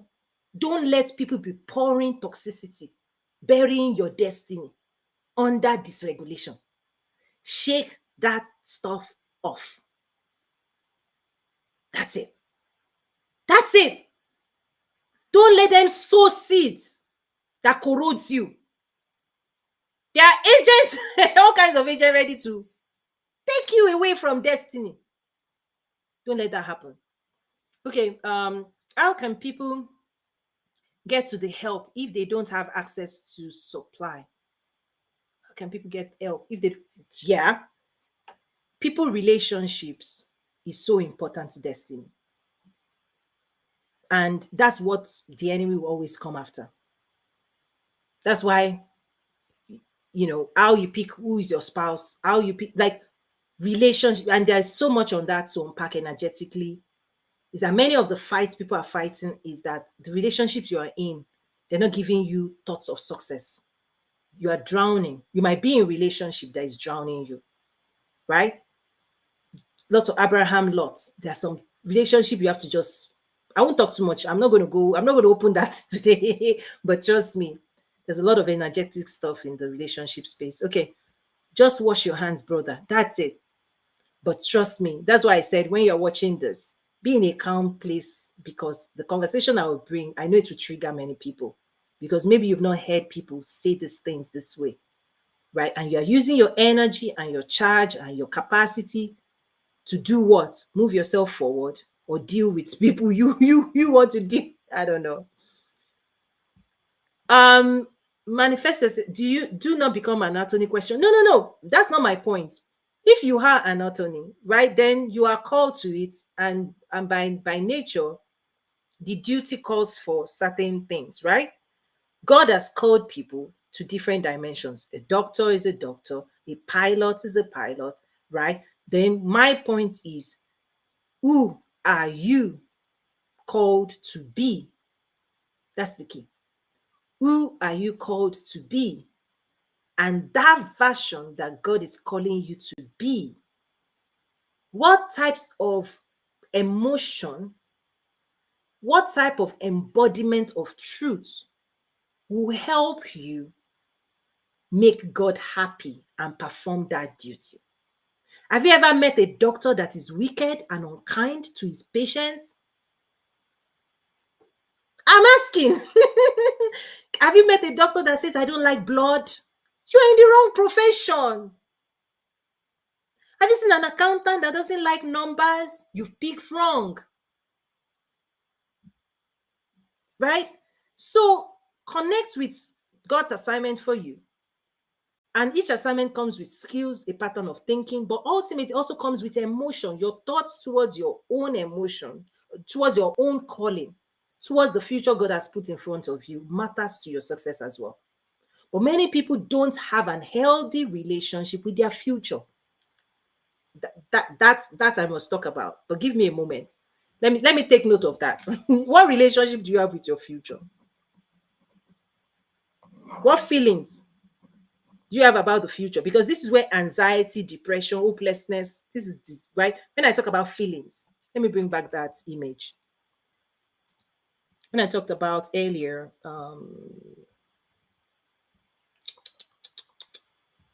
okay, found that. Okay, feelings and emotions is that all of the dysregulations, when you start saying what feelings, what thoughts do you have about your past, your present, and your future, when you start decoding anxiety, depression, you will realize that if you have certain thoughts about the future, you can be afraid, you can be depressed, right? Comes with open. What can you see about your future? Because whatever you see, you experience it in now as emotions. It's so deep. So deep. Okay. When do you do things from a place of love and justice? There is nothing ugly about it. Being careful not to take a brother to court and walk in love while holding. Yes, yes, yes. Okay. The way I would respond, because the answer you need, sometimes you have to do your own research. You see, there's one thing people do today. They constantly say things negatively about their government. Okay? I'm inviting some people if you want to come to the stage. One of the things I see today, and it's so common, it's very, very common, extremely common, is that many people talk about things that they don't have authority or control to change. And in of itself, it gives birth to another toxic embodiment. So what I say is that if you feel called, whatever makes you emotionally moved, okay, could be a clue to the skills you need to develop so that you can be able to do something about it. Because part of hopelessness is that When people don't feel they have abilities and control over their destiny, over their future, over their reality, when they feel disempowered, trust me, many things happen in that zip code. When I say take your power back, it's like as long as you're complaining, as long as all you can do is complain, who did this, who didn't do that, complaining is complacency. So if you really feel strongly that you're a man or woman of justice, I beg you, learn, study to show yourself approved in that discipline. Because what we are finding today are people who have not studied to show themselves approved, who have not gained skills. And so they step into positions of influence and power and they become narcissistic. Big time. The pulpit is filled with many people who have not let God work in them. You see, Moses, when he was young, was it about 40? He was zealous. I always say passion is not a substitute for skill. Many people have zeal for God's things, zeal, but they are ignorant. You see, zeal without wisdom is dangerous. Moses was zealous. He ended up killing somebody at 40. Zeal, he knew in his veins. Many people have, like, your destiny is in you. You know it, you carry it. You know it, you carry it. But what I've seen is many people who do not nurture, they don't nurture their own grace. They don't nurture this thing. They don't submit themselves to discipleship. So they become quack doctors, half-baked. You see them everywhere. They are selling goods that are toxic because they themselves, they are corroded. I see this all over, all over, all over. Yes, they are called, but are they chosen? See, military can call you, but when they train you, they'll take you to water. You will discipline yourself because before they give a gun, a loaded gun in your hand, because a loaded gun in an immature hand, it will spray everybody and kill many people in that job. That's what's going on. Loaded gun in the wrong hands. Microphone, gramophone, church platforms. You can see all of them spraying, causing more harm and damage everywhere they go. Because in the military, before they give you a load, even in police, before they give you a loaded gun, and God is the same. Before God will elevate you, many people are elevating themselves. They were not elevated. They were called, but they've not been chosen. Right? They may have been called, but they weren't discipled. They were called, but they didn't go through training. So they take the calling and they choose themselves. And soon enough, they take weapons in their hands and they now talk anyhow, say anything. People who don't understand the power in the tongue, they speak over people's lives. They hold people in bondage. They do all kinds of things with the weapons of their mouths. They burn people with guilt, shame, all of these things. And many of the things people are dealing with today is all the stuff. Victims in the hands of villains. I'm just saying, you don't be in that crowd, right? Because if God has called you, then submit. Let God then do what he wants to do through you. Because when I hear people say, oh, if somebody offends me, I'm like, listen, if God now gives you, how are you different to the police who is just busy shooting people on the streets? Yeah, the person wanted to. That's what I'm trying to say. How is that person now different from a police officer that says, well, I have a gun. If I see anybody that looks like they have a gun and I don't like them and they do me wrong, pew, pew, pew, pew, pew, pew, pew, pew, pew, you're out. And yet people will now say, oh, that police officer, how are you different in your own realms and domain? You see somebody that offended you or looks like they offended you or they gossip against you, soon enough, you will bring your wrath and the force of your influence to shoot them and finish them. How are you different? How are you different? let me just pack this stuff because only those who want to hear the truth will hear what I'm saying. Because most people want to believe whatever they believe. So let me start wrapping up with my two last notes. Oh my gosh. And the skills, right? Oh, do we have other notes here? Oh, Coach Toyin. Coach Toyin, thanks for today's session and your answers. I have to go. Yes, yes, yes. Wow, I'm telling. Okay, Dr. Claudine. Okay, good. Okay, good. I just want to make sure I cover all the notes we're receiving. So, emotional healing. Because if you are not healed, there's a science to emotion that I teach in my school. There's a science to this. This is my appeal. When you think a certain thought, or a series of thoughts, your mind will create a charge in your being. You will feel it. You will embody it. Will be real. Let me remove this. I think I'm done with this one. Okay, let's have the full screen. Yes, I'm wrapping up. Your emotions are real. Validate them. I say don't invalidate yourself. Emotions are so real. It's your energy in motion. So I want you to validate. So my classes in my school. Okay, let me put the link as well. Where is that?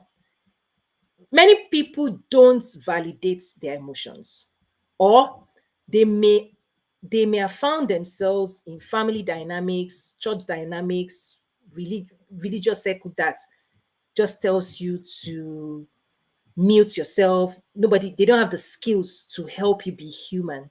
They don't know how to receive your emotions. They don't know how to help you process your emotions. And so many people grew up in realities where they don't have the skill to be human.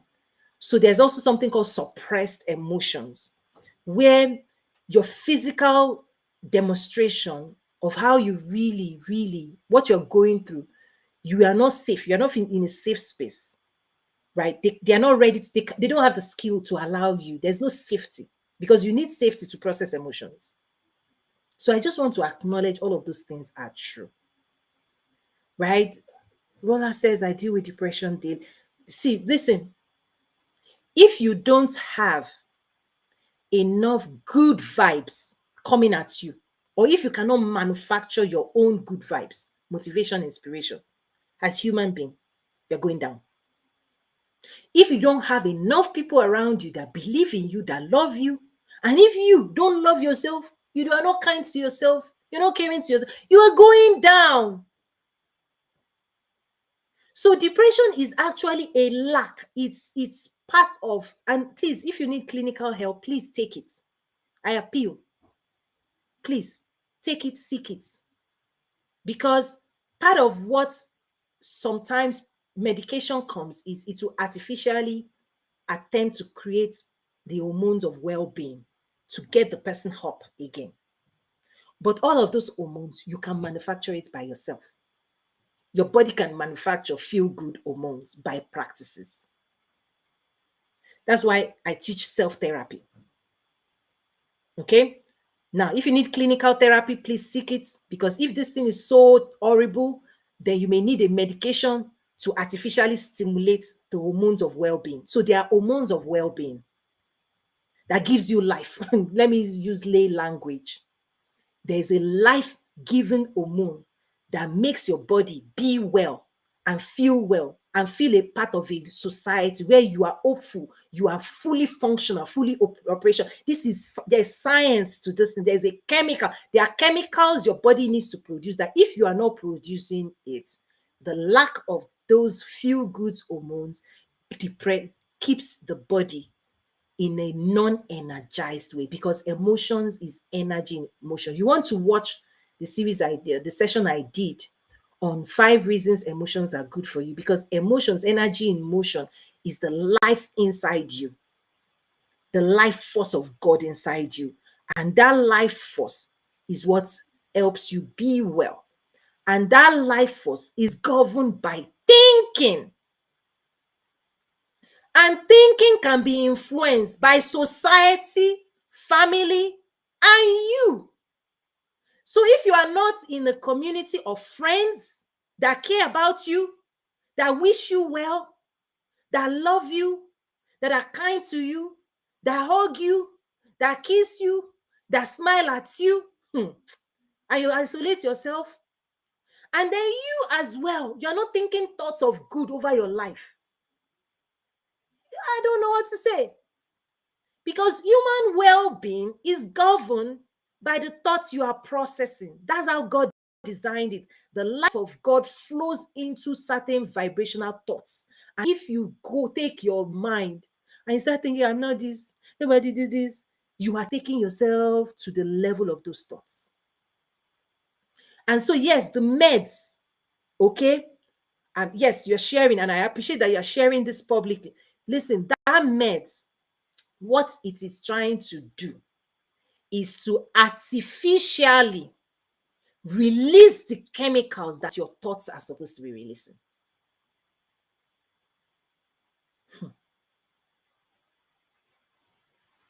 Say some days are good. I started, and part of this skill that I teach, you want to take my program, listen, normally, just normally, this is the self-regulation. Okay? I will share this because of you. Please. We are supposed to be regulating ourselves. One of the, let me teach this because I'll tell you guys, take my class, but for the sake of this person joining live today, I'm going to share one thing. One of the classes, I say, set your thermostat. Ask me, what does that mean? Let me explain. Thank you, you asked. You see, when it is cold outside, I'm in Chicago. Let's say it's cold outside in the dead of winter. If you don't set your thermostat, your internal state will be equal to the temperature out there. If it is -0, you don't set your thermostat, your house will be -0, and then you'll be freezing because you've exposed your internal state of being to be governed by the external state of being. Part of the skill I teach is how you have a right to choose how you want to experience your own body, your own life, because you are going to live all of your life in your own frame, in your own body. And so being well in your body ought to be your number one priority. No matter how cold it is out there, what is your ideal temperature? Is it 70, 72? Some people will say 69, some people will say 65. You do you. I want to be unhappy. You have to choose, particularly if you're going through depression already. You need to say, I want to be a happy person, a loving person, a peaceful person. You have to do this work. This is what I teach. Choose first your baseline, because when you choose where you want your temperature, just as easy as you will say, I like 70%, 70 degrees in my house, even if it's 0 outside, right? Your thermostat must bring your own temperature to 70, because 70 is what makes you comfortable. My point is, that will be your baseline. I'm a happy person, a loving person, a fulfilled person, a passionate person. Listen, I love me, I love God. How I want to experience life in this being. Love, joy, peace, patience, kindness. This is it for me. This is the big. Now, when you set your baseline, realize the way the thermostat works is that the temperature outside keeps fluctuating. Life, right? The ebbs and flow you talked about in your notes. Okay, one moment is this, one moment is that. If you stay out there and you're measuring the temperature out there, in the morning it is, you have a app to monitor what is the temperature now. One moment is 30, another is 50, another is 0, and that is life. You've got zero control. But the thermostat works to say, no matter what is going on out there, 40, 50, 60, I don't care, 0, just blow me more heat. If it gets colder, bring the heat down. If it is warmer, just make sure that the state of my house remains at 70s. And this is the automatic, and your mind works that way with your belief system. If you tell your mind, I want to be a happy person, your mind knows how to continue to make you happy because you've chosen happiness. So if somebody does you this, makes you mad, you are now 90 degrees hot, you need to learn how to cool yourself down and bring yourself back to 70 and be well. If somebody takes you down to 30, Don't stay at 30. You bring yourself back to 70.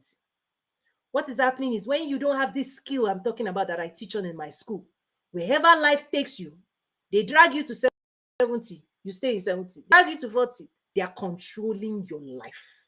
You're letting the external circumstances be the guiding because internally you've not gained agency. And this thing started in childhood. Your mama was leading you. Your sister will tell you this. You are believing all of them. And now their thoughts drowning you.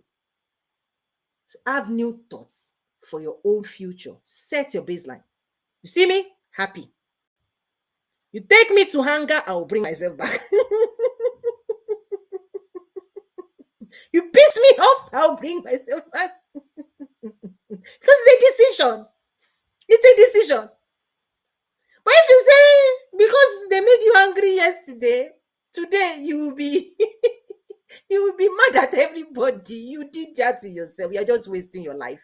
The opportunities of today, you don't enjoy it.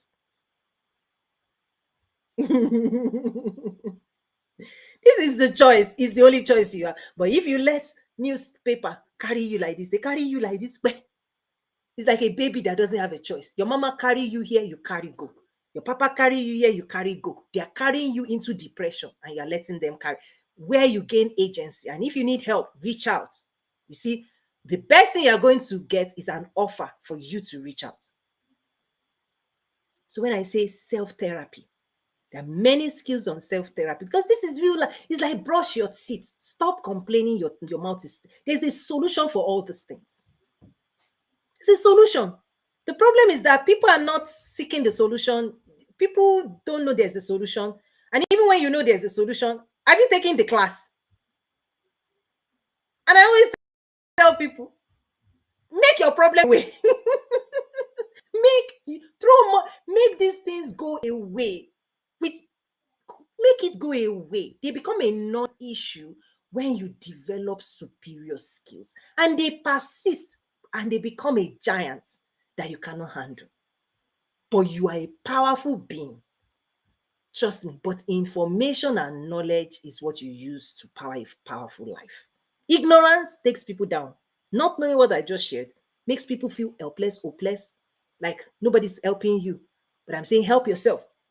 Like that thing I shared just now because of this lady, right? I think maybe she's a lady or not. Girl, yeah, I think she's a lady. Like that was one of the skills. Another skill, when I say reparenting, therapists use this. Okay? Whatever gap you experienced in your childhood, they didn't do this for you. They didn't buy you a bicycle. They didn't buy you this. They didn't argue. They didn't say, I love you enough. They did this to you. They gave you anxiety because they've tuned your nervous system. Now you are this. Whatever those things are that you didn't have control, your parents didn't parent you the way your soul longed for. They didn't hold you with the hands of love you were crying for. They didn't talk to you the way you wanted them to talk to you. They didn't see you. They didn't love. Whatever those baggage is, and I know they are real, validate them. Today, you can reparent yourself. You can take all of that, the way you love your child, you can totally like parent yourself now the way you want to be parented. Talk to yourself because the human mind and you're not your mind. You're not your mind. When I teach these things, I help people understand your mind is like a self-driving car that you speak to that takes command, like the way you drive that car, the way you drive your mind, because it governs your physical reality. It trains your body on what it should do. Your relationship between you and your mind, guys, I'm going really deep for somebody today. The relationship between you are not your mind. Your mind is a tool by which you travel in this world. And it's so programmed by God. My point is the way you and your mind relate, heart to mind, the mind to body, because your body then takes the instruction and rules your body and tells your body what to do. Your heart and your mind The internal fights many people go through. When you don't have agency, your mind is fighting you because it was programmed by your past, by somebody else.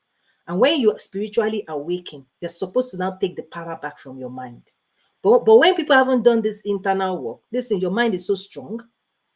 Your mind is so strong, and the thoughts that has been programmed by whoever, father, mother, brother, sister, culture, that thought will continue to rule until you deprogram it. Until you deprogram it.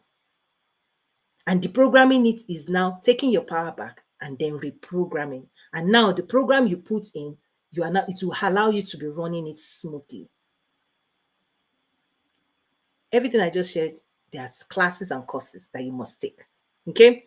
So now, part of reparenting, okay, is to feed your mind. Because think of your mind. It's like, think of Tesla, the car. Imagine if, okay, or think of hybrid of Tesla and Alexa. Alexa, turn on the light. It turns on the light. Alexa, shut up. Excuse me. Shut off the light. Alexa does it. Think of your mind like that. Whatever you say, mind, do this. It does. Mind, don't do that. It doesn't do. Okay? Think of your mind. If Alexa can listen to your voice and obey you, your mind was the original design that they copied. You have a mind that listens to your words and your thoughts, and it obeys it, and it uses your energy to manifest what you're saying to yourself, what you're thinking about yourself, and what you're saying. Your mind is the ultimate manifestation machine. So be careful, because it's hearing you, your vibrations and your sensations. Your mind interprets it and tries to give you what you believe. So be careful what you believe. You believe how people don't like you, your mind will say, see, you are right. This person doesn't like you. This person, you'll be manifesting and showing you everything you believe. Again, think of Alexa. The relationship you have with Alexa. You talk to Alexa, and Alexa answers you. Your mind is more sophisticated. In fact, you don't need to say it out. You just need to think it. How powerful God created you. He created us so powerfully that when you think it, you say you think it, you become it. How does that happen? When you think it and become it, is because your mind makes you become your thoughts. It sees your thoughts as an approval to use your energy to become, because it passes energy to your body. I go deeply into this in the human design. And so the community on YouTube, I also invite you to enroll on YouTube. I've included some of my exclusive classes. One is on, there's a group on Quantum Leap Life. So life coaching like this, very advanced. And then Quantum Leap Your Business, advanced business courses. Join, enroll. So I'm trying to wrap up. Does affirmations work? The reason affirmation works is that you're trying to program your mind to think a certain way. It does work. Like, I'm sure your Alexa, you have settings. Alexa knows your preferences. Your mind needs to know your preferences. But if those preferences were programmed by your accusers, people who don't love you, your mind will not love you as well. It will be, that's why we talk about self-sabotage. Oh, do you see, when people talk about negative self-talk, when you start thinking something is always wrong with you, something will always be wrong. Your mind will ensure that you are right. And so when you start breaking down your own physical being, it's because you said something is wrong. So it will be making something wrong. So affirmation is making sure something is right. And you speak what you want to be right. You have to give it. Listen, if you don't tell Alexa, turn on the light, and you walk into your house and it is dark, and you're like, oh, why is this house dark? Why is it? You have a mind you can speak to. Right? You can command. Power is in your tongue, and those who love it will eat of it. Your mind will say, what do you want for dinner? When you say spaghetti, it will get to work, make your body stand up, and it will do the work. I go into a lot of science of this, right? In the quantum leap experience, energetics, how the body obeys your mind, the mind-body connection. Some people are disassociated. You're just living in your mind, but you don't know your body is the one to carry out all the work. So if you don't have any energy in your body, it's because you're not thinking right, the right thoughts. So part of healing, my recommendation, and these are the things I cover in the school: self-therapy, I shared a little bit about it, self-respect, right? Self-love, self-expression, self-validation, self-reflection, self-regulation, self-leadership, self this, self that, self this, everything self. You need that. I teach it in my school. And as I wrap up, just a few things you need to also be watching out for in your relationships, right? There are things now that has to do with, many people are fighting the leftover residue. I don't know what's going on. Okay, the internet stuff. Many of what people are going through now is thoughts and energy, whether generated from within you or generated from outside of you, other people. Okay, this is the, when I'm coaching people as individuals, okay, one-on-one coaching. This is when people lay it bare. Okay, who said what when? Who treated you how? Who whose thoughts? The thought, God will say, my thoughts towards you are of good, not of evil, thoughts to prosper you and give you an expected end. You see why thoughts matter. God will tell you, when I send you thoughts, it will make you well. Evil is thoughts that make you unwell, dysregulated. And many people are forming identity with thoughts of failure. The question is, where did that come from? It's not from God. Please don't tell me it's not God. Because your mind can, you cannot process it with well-being. Okay? So many people are enmeshed, they're entangled with thoughts that somebody else has thrown inside your system. Now it's inside you. It makes you unwell, makes you frustrated. You don't even know where those things are hiding inside your being. You don't know it. But I'm saying, your feelings about your past, your present, and your future, if those feelings are not positive, if those feelings are not exciting, they're not making you alive, they're not making you believe, they're not motivating you to action, to show up every day and enjoy the goodness of the Lord in the land of the living, if they're not getting you like pumped up, you are carrying around thoughts that is weighing your spirit, your soul down. And so most of this work is deletion of the viruses, identifying them, naming them, and then coming up with a way. There are specific right methodologies where you have to identify the key things that are keeping you from your future, that are getting you stuck, that makes you tired, make you weak. All of the insecurities you embodied or you're embodying, right? In Genesis 1, soon enough, Adam was like hiding. Adam and Eve were hiding. That's insecurity. They're hiding from their God. Those who are lonely today, you feel isolated. Who are you hiding from? What are you hiding from? What is making you afraid to show up to the world? Their insecurity. You are listening to a voice that you are believing that is making you insecure and you are in hiding.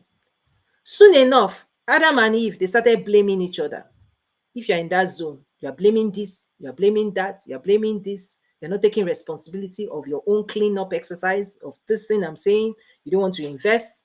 Yes, you are blaming. Listen, responsibility will still come. If somebody brings crap to your house and they leave your house, you are supposed to sweep it, sweep it away.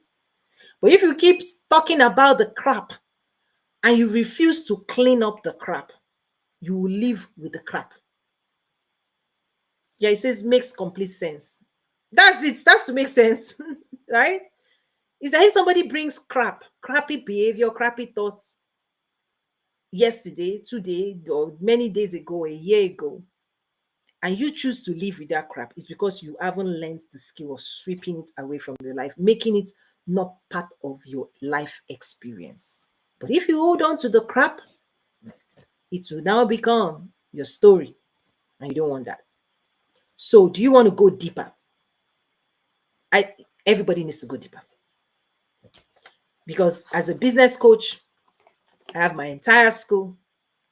And I realized that when God has quantum leap opportunities for you, financial blessings, prosperity, higher levels relationship, for you to experience the richness of life, the best life has to offer, it's for you. Do you know that? That the best that is available here is for you. But you've got to come claim it, right? You've got to believe it. You've got to work for it. And so only those who have beautiful thoughts about life will receive beautiful things from life. Beautiful relationships, beautiful jobs, beautiful businesses, beautiful opportunities, like this beautiful life, quantum leap, the opportunities that abound. You are supposed to come and receive, you are supposed to grow up and mature into manifesting higher dimensions of success, promotions, elevation, success, like that life. But when people don't grow up emotionally, intellectually, spiritually, you can only achieve and access whatever you grew up to access. And emotions govern wealth. Because I'm wrapping up right now. For those who may not understand, feelings and emotion, they are the drivers of prosperity. That's why this is important. They determine who you attract and who you can do life with. And so the most successful people vibrate at higher levels, not low levels. And that this is what divides the world into top 10%, middle class, lower class, poverty. Why are people at the top?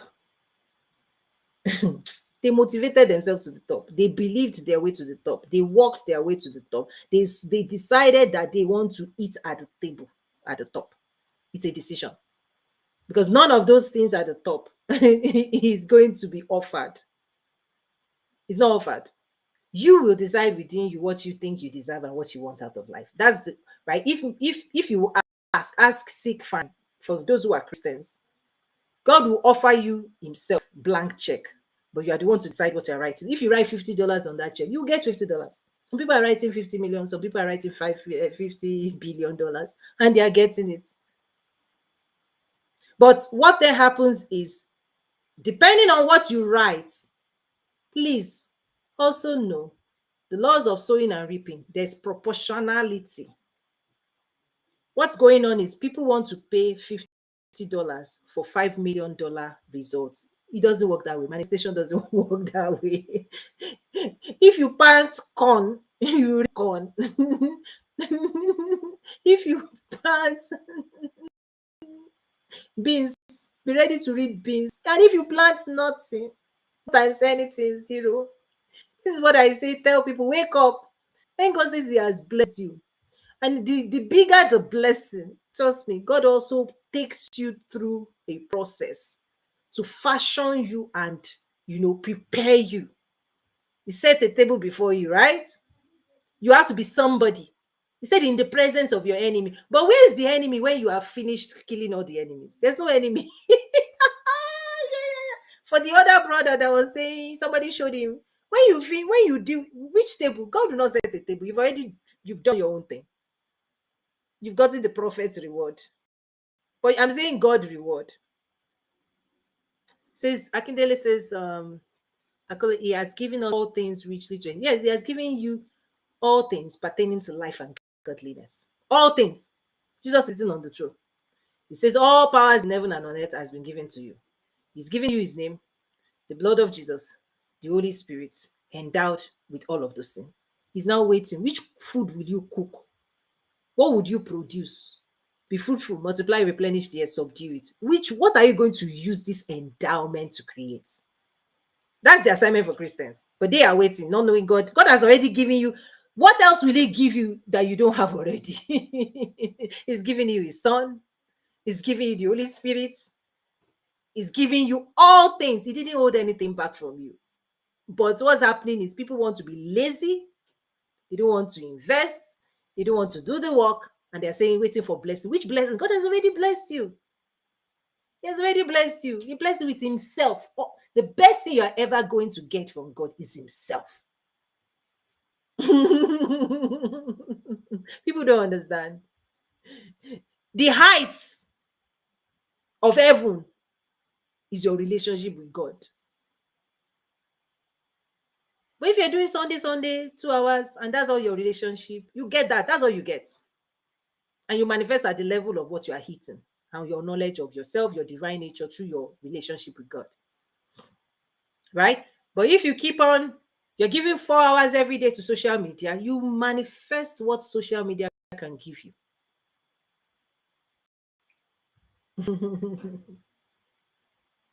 you get wherever your treasure is, that's where your heart is. And so the biggest treasure ultimately is a relationship with God. And many times people cannot receive in their hearts because they're in their feelings. And so what you have received in your heart and what you are carrying around is toxicity. When God now wants to upgrade you, that same heart is where you're going to receive everything that God has for you. When you want to now upgrade on your phone is saying 95% filled up. You have to delete. So this is an exercise of deletion, right? You have to delete the old thoughts, old beliefs, and then you have to receive your upgrade, new thoughts of success, new thoughts, new insights, new skills. That's why I talk about my school. That's the upgrade. First, delete. Because when you want to upgrade, which space? People don't have time, they don't have energy, they don't have resources because their being is occupied by all this stuff. Who did this? Who did that? Who did that? Who did that? So your energy is entangled, enmeshed, locked in by thoughts that are drowning you. First, you have to delete the stuff. Come fresh. And then receive a new upgrade, because when you change, everything else will change. Okay? And if you don't change, they persist because you're already carrying around your future. Because the past, present, and future, they collide now. Now, right now, this moment. Say now, now. In this moment, your past, your present, and your future are living together now. Because your mind uses your past to create your present, and then uses your present to create the future. And so when you want a different future than your today, you have to give your mind a new instruction. If you don't give your mind a new instruction today, it copies today, copies it into tomorrow, as is. So every moment is an opportunity for you to disrupt, delete failure, install success. Delete failure, install success. Delete negativity, install positivity. That's your daily assignment. Delete old thoughts, receive new thoughts about your future now. Yes, now. That's why procrastination is a weapon of the enemy. Guys, procrastination makes you never work on this thing I'm saying. Procrastination is the biggest enemy, is the biggest derailer. Tomorrow, nothing happens tomorrow, guys. There is absolutely nothing that happens tomorrow. You know why? Life, all of your life, you live it now. Because when the head is rotating around its own axis, that's current day. Time repeats itself. God has set the ocean, the stars, the moons to obey. They don't question God. Have you noticed it? The only person that changes, that God gives permission to change, is you. God did not give permission to the sun to change, the moon to change, or the earth to change. No. Seed time, harvest time, automatic. Sun, moon, stars, automatic. They are not given permission to be changing their mind. They are on repeat until God disrupts it and finishes and say, end of life. Oh yeah, I don't need the sun and moon anymore. Boom, earth is finished. So until God disrupts the stars, what it means Your entire existence on planet Earth in rotation, day rotation. Wake up, sleep, sleep up, eat food, consume energy. So all of today is all you've got. Today is all you've got. So the people who think tomorrow, what can you do tomorrow? The earth has not rotated. Tomorrow hasn't been given to you. In fact, tomorrow is never given. Tomorrow does not exist. It's a fiction of human imagination. The only thing that exists is today. And that's what is only going to exist. And so your entire being, your age, when they tell you you're 45, you're 50, you're this, it's just a chronological representation of how many rotations of the earth you have experienced.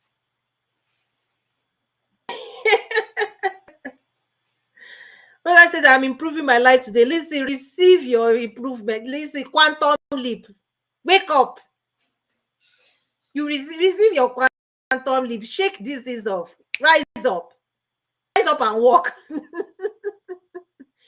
So age is a reflection of how many Earth's rotation around the sun you have experienced. That's it. It's just a countdown or count up, whatever you think it is.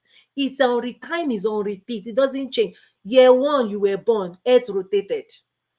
Day one, it rotated around itself. Every day is rotating around the sun. So you've gone through one sun rotation. If you are age 2, you've gone through 2 sun rotation. You are age 5. The earth has rotated around the sun since you showed up, since your existence 5 times. You are 35. Yes, you've gone around the sun 35 times.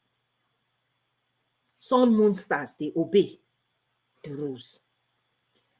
Your existence, as the earth is rotating around the axis that God gave it, tilted, day, night, it's an opportunity for you to apply your energy to manifest destiny assigned to you. Period.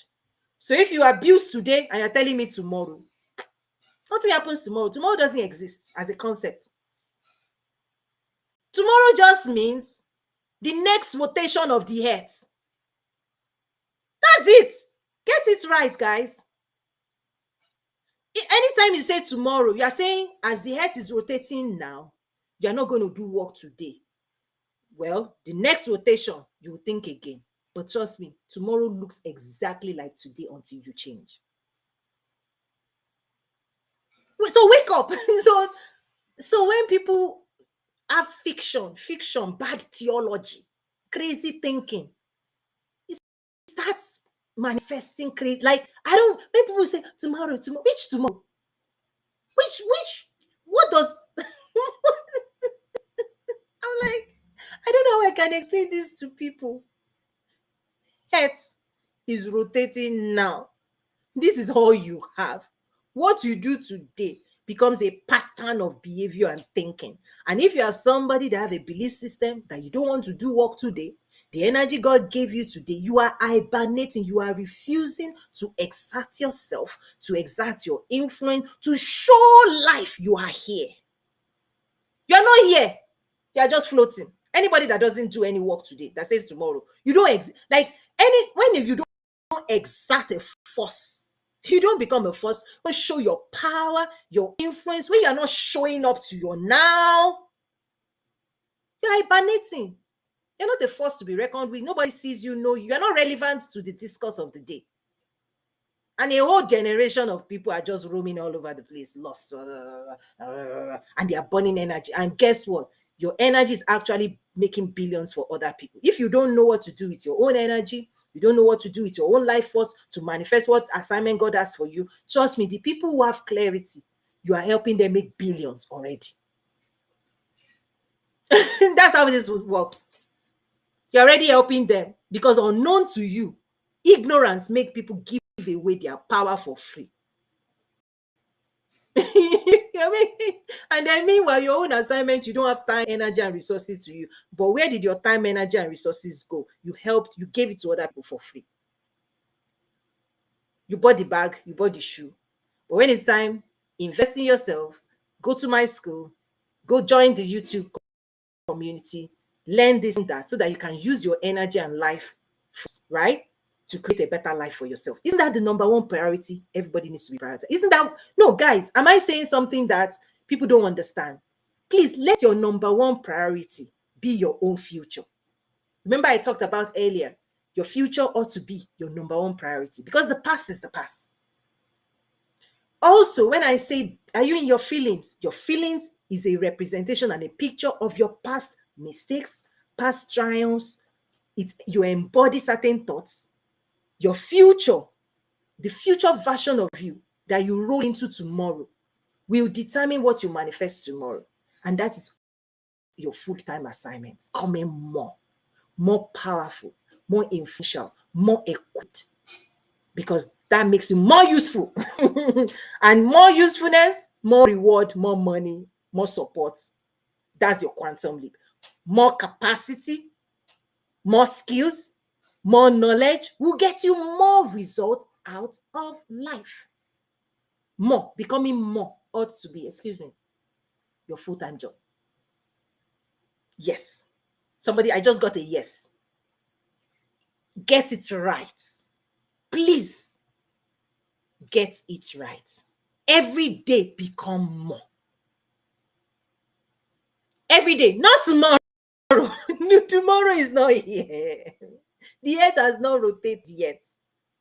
There's a principle God taught me several years ago. Listen, I don't know if I should share it as I'm going. Let me just make my last invitation, and then that will be it. Last invitation. Tiniko, I see you. Sarah just came. Okay. Maybe let me teach, and then we'll wrap up. And I hope you guys have enjoyed this. That's something that shifted positively for you. And then I invite you to invest in the programs, the courses that would just, it's a game changer. It changes the game. Like deep. Like it just changes the game. You can't be the same again. Excuse me. So imagine, I want to make it visual. So you're going to activate your imagination. Take a pen, paper. Think of you being a student in class. And your number one assignment is your future. Please, it is that's all matters. And you work on your future today. I'm responding to the comments, right? You work on your future today. Today was created yesterday. The people who are making money today is because of the investment they made yesterday. The people who will make money tomorrow is because of the investments you are making today. So may I present to you that you're the one manifesting your future. Think about that. That you are the one producing the type of the future you live in is a choice. That when you have ideas, right? Or when you carry vision is the picture of your destination. When God gives you ideas, they always come with option. And the ideas you decide to manifest is what will decide which future you create and the one you don't create. So the version of the future you will enjoy is dependent on your choices. You remember when you were 16, 17? Which school did you want to go? You decided on a school. And because of the school you chose and the course you chose, it created a pattern, right? The life you lived or the life you are living, okay, was determined by the choice. The school you went, the person you married, the job you have. And when people, particularly Christians, start saying things like, oh, whatever God says, and you are not getting this bad theology. Part of this heart is that God has given you this heart for you to rule and dominate. And in order to rule and dominate, your will, the will of man, is part of the exercise of your choices on how you want your life to go. And God partners with you. Whatever you say, whatever two agree on earth, it will be done in heaven. People have forgotten that your agreement, your decisions is honored and respected by God. So your future tomorrow can be different. In fact, let me prove it to you. The choice you made to tune into this is going to change the version of you that enter tomorrow. That's how powerful your choices are. Because you tuned in, you showed up, And when you take my classes again, you manifest the realm of your level of investment in yourself. Right? That's how this is. If God says you be a doctor and you refuse to go to school and spend the money and you refuse to pay the price of what it takes to be a doctor, you will manifest to the level of your investment in your own mind, because the mind is a manifestation tool. It needs information, it needs knowledge, it needs abilities to train the body. And so if you refuse to train your body, to give your body the nutrition that it needs, you don't train your soul, you don't listen to the word of God, you don't hear things of motivation. You did that. You don't go to school, you don't read the book, you don't show up, and you say, I'm a Christian. Listen, spirituality, for you to practice spirituality, the knowledge of God, you will read book, you will learn about God, you will learn about yourself. And so part of why Christians are the least performing things here is not because they don't have God, it's not because they don't have the Holy Spirit, it's not because they don't have the divine nature, it's because of ignorance, the refusal to prioritize knowledge that will increase their productivity, creativity, and manifestation here on earth. A refusal to see the value in knowledge, a refusal to educate your mind, to enlighten yourself, to go take your mind to heights of success. And nobody will do it for you. Not your pastor, not your church. Up to you. That's maturity. I'm speaking to mature people. But if you're saying baby, baby, baby, feed me, that's still child's play. Because when a child is 2 years old, somebody will feed the child. 5 year old, somebody will cook for the child. But the realm of quantum leap, the best thing God will teach you is how to cook your own food. That's maturity. And his presence, that's when he will say his presence is sufficient. My grace is sufficient. Is when you pass, that's when Psalm 23 will make sense to you. When you pass through, you're a business owner, you're passing through, confused. God is present, but he's teaching you self-reliance. He wants you to grow your own economy. If he wants to feed you, he'll send you to go and get a job. Somebody else has done that work. Just take a salary, live the good life. But when it's time to call you into ownership, wealth creation, prosperity, he will help you build. He's more interested in who you become. So he will take you through a realm where you will fight your own battles. You see, children of Israel, when they were in Egypt, nobody called them to fight. They just said, we will give you food, just be building these bricks. But when God wants to give you territories occupied by giants, he will teach your hand new skills. When he wants to promote David, you will learn with your stone. You will do some miracles. Moses, you want to escape dimensions of poverty. Your stick in your hand will part, the what's it called? The ocean. So the realm of prosperity, manifesting wealth, is not child's play. If you are hungry, go and get a job. Because what God is trying to do in and through you, when I teach this kind of things, is that the presence of God is with you, but he will teach you. You have to mature. Do you know what it takes to be a business owner? It's not child's play. Well, you can't be crying on it. You can't be dysregulated because it's either you want it or not. It's either you're ready to do the work for ownership, equity, assets. God will first build a man and a woman that can sit and occupy the office of ownership. And that office is not child's play. You must build yourself. God wants to build you with skills. He wants to crown you. Because when you get into that domain of having your own economy, ruling your own dimension, you have your own business, you are running your own things, money. It's not all these things people are doing. You're still complaining somebody did you wrong. You're not ready for that assignment. If all you are still saying now is petty things, just leave the child's play to child's play. When there are bigger things ahead, and the best thing you're going to get out of God on that dimension is his presence and his word. And he'll be speaking to you and encouraging you and directing you. That's why I say if you are willing and obedient, you will eat the good of the land. Many people are not willing, many people are not obedient, because when God gives you the instruction on the next step to take, Many people will be procrastinating.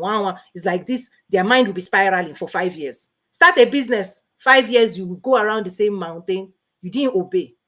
You didn't take the risk. You didn't start the business. You didn't register it. You didn't take classes. You didn't buy the book. You didn't show up. 5 years after, where is the business? It doesn't manifest. It's not that God hasn't given you, right, the secrets of your future that your children will benefit from, right? It's not that God hasn't given you the escape from poverty. It's not that God hasn't told you the secrets of success. You've cried, I don't like my boss, I don't like, but the way out is hope. But some people, Lot's mindset will take themselves down again. You repeat to the vomit. Bible says don't go to your vomit. The places you've left behind, the things you've left behind, what is in it? You've already experienced that. Why don't you go and experience the higher dimension? So work on your future today. Invest in it. And part of the investment is also emotional healing. Because the feelings you embody about your past, your present, and your future is what you keep manifesting. And so if you don't feel good about your past, you don't feel good about your present, you surely don't feel good about the future. This is the assignment you must work on today. Prioritize this as the only thing you must work on, because when you do this work thoroughly, quantum leap is just there. Your quantum leap is inside you. You must reveal it.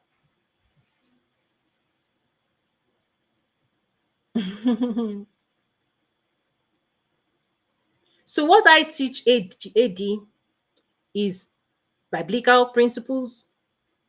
And why I teach it to Christians is because other people that are non-Christians, they separate you from the concept of God, or they separate God from the equation.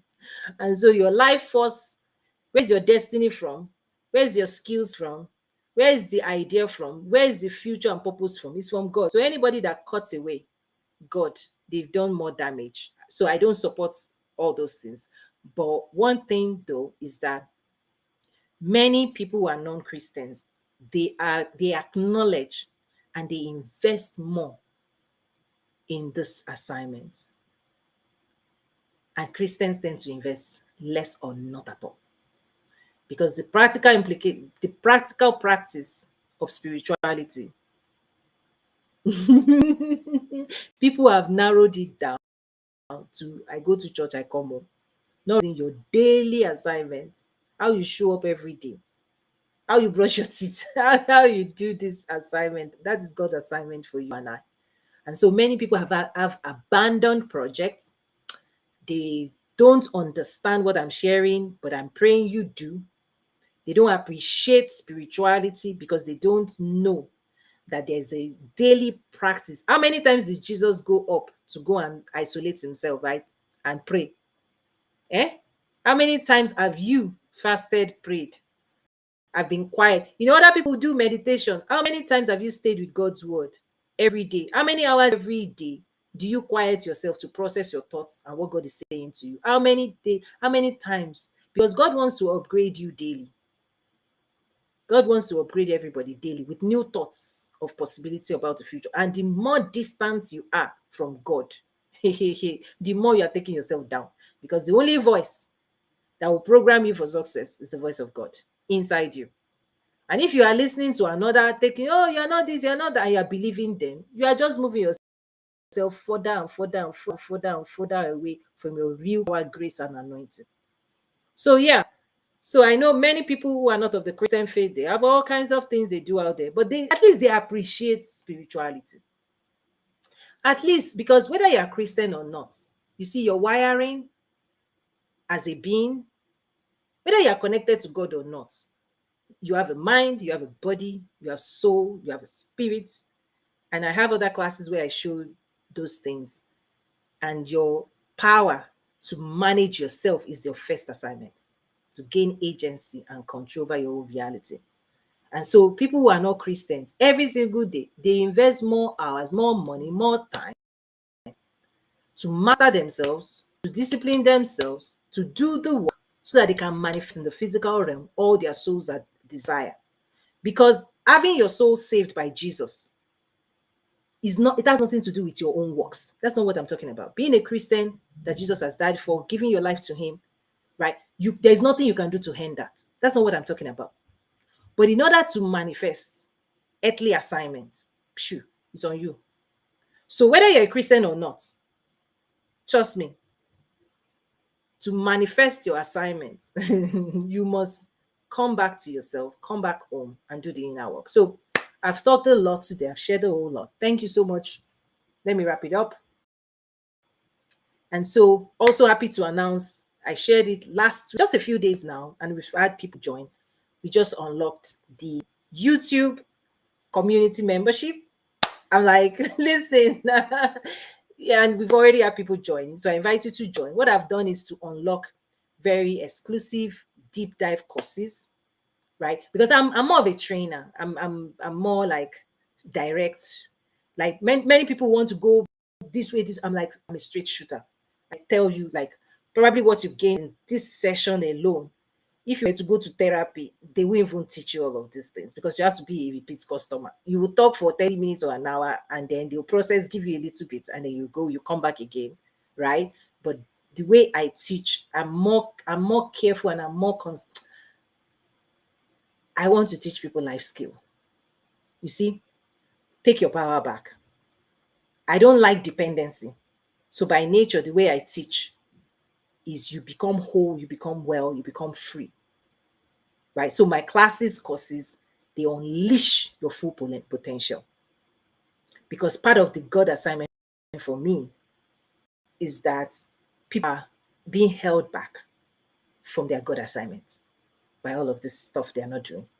And so the best thing I can ever do is an offer to join my school, to join my program, to take my courses. If you want to go deeper, if you want to set yourself free, many are called, few are chosen.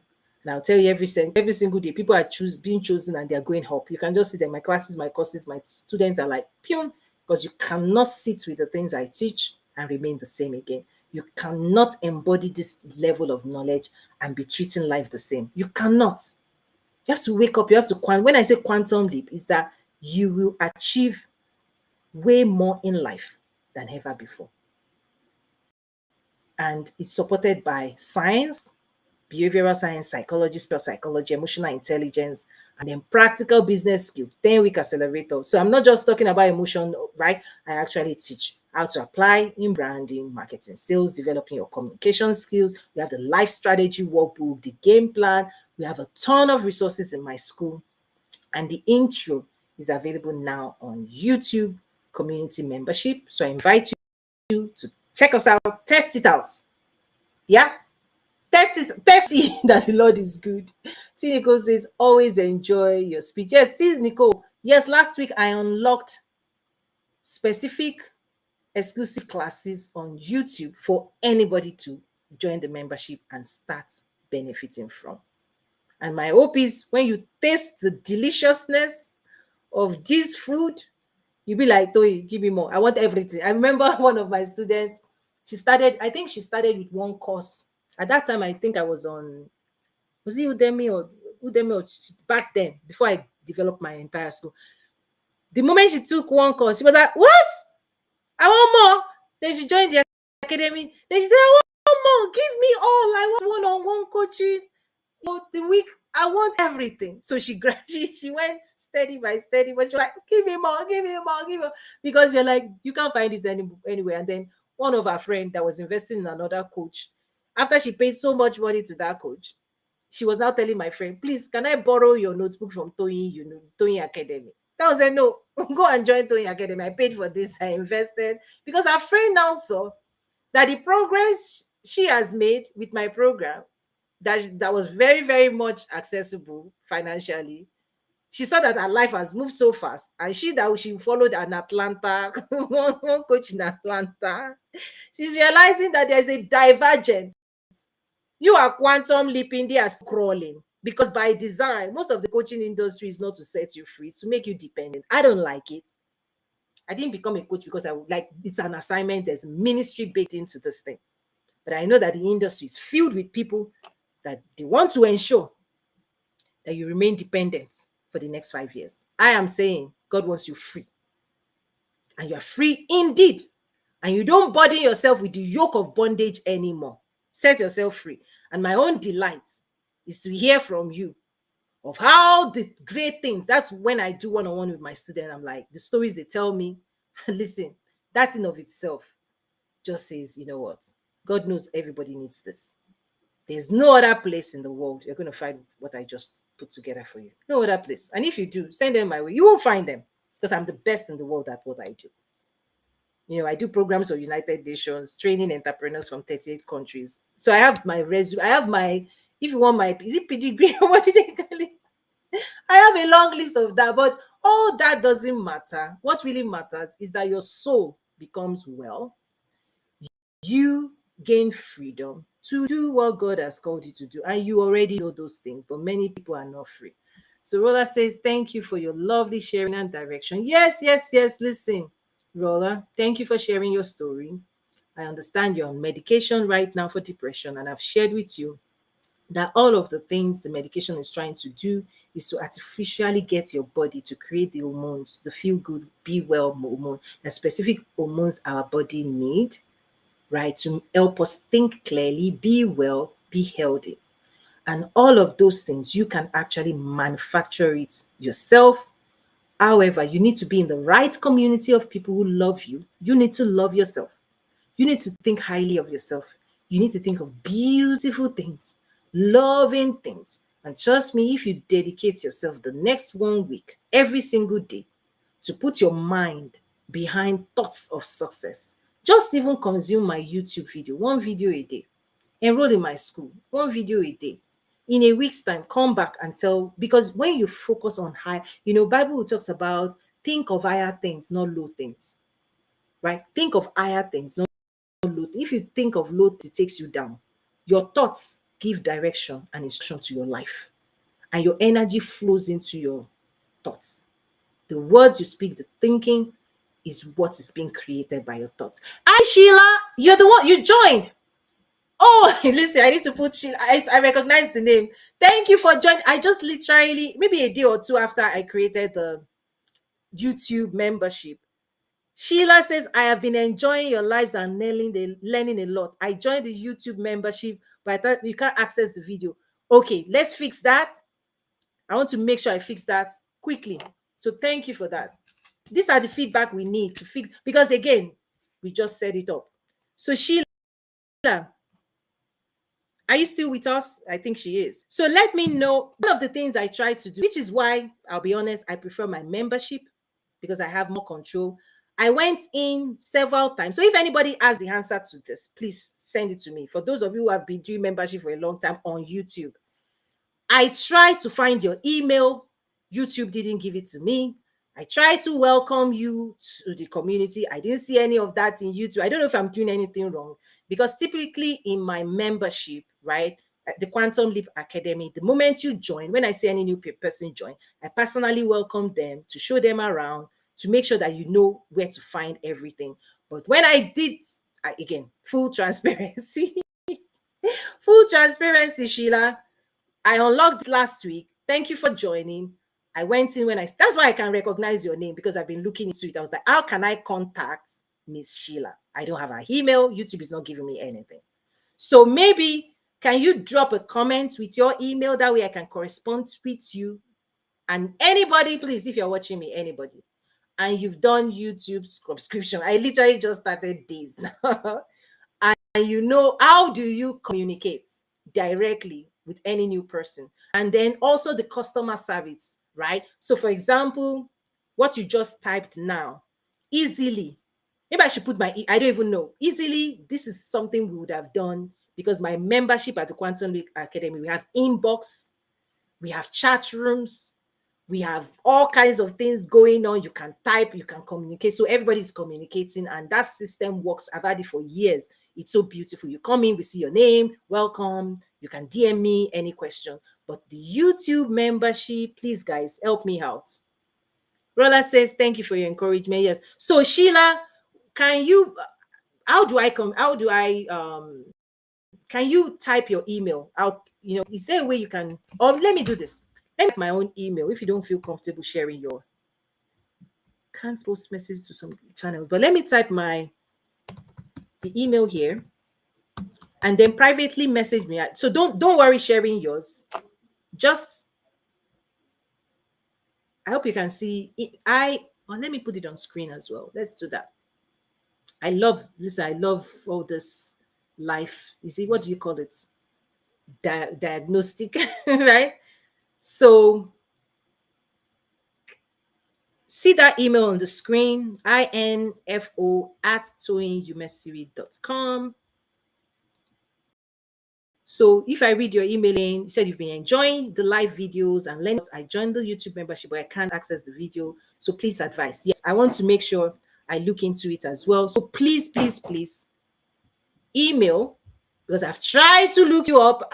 YouTube doesn't give. But please, anybody, I'm putting this out into the world. If you have a membership, you've ever used it, please, if I'm doing something that I'm, just let me know how to pull up. If there's a way to pull up email of members that join your community on YouTube, so that you can chat with them, you can engage with them, you can answer questions like customer service, let me know, because we have all of that 247 at the Quantum Leap Academy. Okay, so what I've done for those who are not members of my academy is that I have provided exclusive courses, right, on YouTube. I've unlocked it for only the members. Okay, so we'll get that sorted out. One is Quantum Leap Your Life, another is Quantum Leap Your Business. So exclusive, high, advanced, like extremely advanced training classes for the members. So one thing I'm going to do once this is over, please, Sheila, like when I saw your name, I was like, yeah, I've already seen your name, and I was trying to reach out to you, but I don't know the YouTube system, if they give people access to emails, because I build very great relationship with anybody in my membership. I'm like, I want to know you, like, what's going on, what's up? Like we I mean, this is life, this is real life. So I want to do that. I want to, when I saw your name, I was like, I know this name, this is our member now, because I've already tried twice to, even today, earlier today. So I was like, how do I talk to the person joining? So thank you. Okay, Rolla says thank you for encouragement. Yes, yes, yes. Anything else? Listen, guys, I really appreciate this. This is, I always tell people, what you see is what you get. I'm not, this is it. Raw, live. Because when you do this work, you need to enjoy us. Oh, I see another question. Let's tackle all the questions coming in. AD says, do you teach human design? AD, my own models exclusive to moi. Right? I designed the Quantum Leap Human Design that is based on scriptures. That is what I teach on. I designed it, created it. I have books for Christian manifestation. I have books for Christian. I created, like, this is my own body of work. When I talk about my school, my business, my late father was part of establishing 2 universities in his lifetime. He's passed now. My husband is a university professor. He teaches chemistry here in Chicago. And I am an educator, a teacher. So my school is my own body of work. So I design my own human design models that is biblical based, because I've seen what is out there. It is very dangerous for Christians. Can I be direct with you guys? If you're a Christian and you don't have a good grasp of God, you are going to get your fingers burnt. I've seen all the things you do. They do their shadow work. This. When I align it next to scripture, it fails. It fails. But I understand what they are trying to solve for. You see, if anybody wants to solve this thing and they remove God and Jesus, they are leading you into dark places. Because the only solution for this thing I'm saying is to understand that Jesus came to die for your insecurities. All of these things they are telling you to integrate in your being, Jesus didn't say integrate sin. He came to eliminate and destroy of darkness. So these things that we're saying, shadow work, this, integrate dark side, your shadow. What Jesus came to wash away, you are holding on to dark forces. Okay, please. So I have seen what non-Christians attempt to do, their own solutions. It works for them. But if you are a Christian, I'll appeal that you stay from it, because it will drag you into things you didn't sign for. And what I have done, everything I teach, that's why there are two, I hosted at least 2 sessions of abundant life where I show you my book that has all the scriptures that backs the things I teach. I'm not here to teach you anything that God doesn't sanction. I'm not in this to, like, listen, if there's no God assignment in this stuff, I don't want my, listen, I have my own life to live.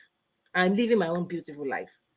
So I'm here for an assignment to equip God's people in the scriptural way. So if you hear human design class courses, they are distinct. You won't find it anywhere. They are designed by Coach Toyin. Original. I've not licensed it to anybody. But trust me, there are all kinds of solutions you're going to encounter out there. If you're a Christian, tread. In fact, don't poke. Don't. There are some things you shouldn't poke. There's some language. There's some things they do. Okay, I won't talk too much because you see. Okay, Sheila says, I've been enjoying your life. Oh, we already covered that. I already covered that. Okay. Okay. What else? You want to make sure your number one assignment is your future. Yes. Work on your future today. Yes. Work on your future today. Love. Yes. Your number one assignment is your future. Yes. I said that. I'm improving my life today. Yes. You nailed it. Let me just showcase some of this. I love the engagement. I'm the one enjoying it here. You nailed it, madam. Procrastination is a killer. Yeah, it kills destiny. Because you won't. When are you going to work on your future? Tomorrow? Tomorrow doesn't exist. The only thing that will always exist is today. In fact, one of the skills in the game plan, 12 strategies for winning life and business, your life strategy skill, one of the strategy is you design your perfect day. Because mastering what you do with the day, a day, every single day, the day, the opportunity God has given you is locked in a day. Every prayer you pray, the answer will come in a day. Every phone call is a day. Every money you're going to make is in a day. You don't make money in tomorrow. You make money now. You achieve success now. Your promotion is now. Your elevation is now. Your quantum leap is now. So you're supposed to steady yourself. And when you say be present in now, don't be escaping now. Now is where everything lives in. Now is when you receive. You receive now. You manifest now. You create now. And so if you cannot present, if you're not present in the present time, phew, you are disappearing. When gifts come, angels come to give you what you prayed for. Where are you? Where are you? Lost, scrolling, instead of waiting and praying. Those who receive, they wait. And when they wait, they receive. When are they going to receive now? A phone call, promotion, a customer. When is your customer going to come? Now. But as long as they're saying tomorrow, tomorrow, tomorrow, you are not receiving, you're not readying yourself to receive your customers and clients. Because when they ring your bell, you need to be present now. You need to serve them now. You need to achieve success now. So the practice of now is a practice. That's why making decisions, learning how to maximize your now is the ultimate skill for success.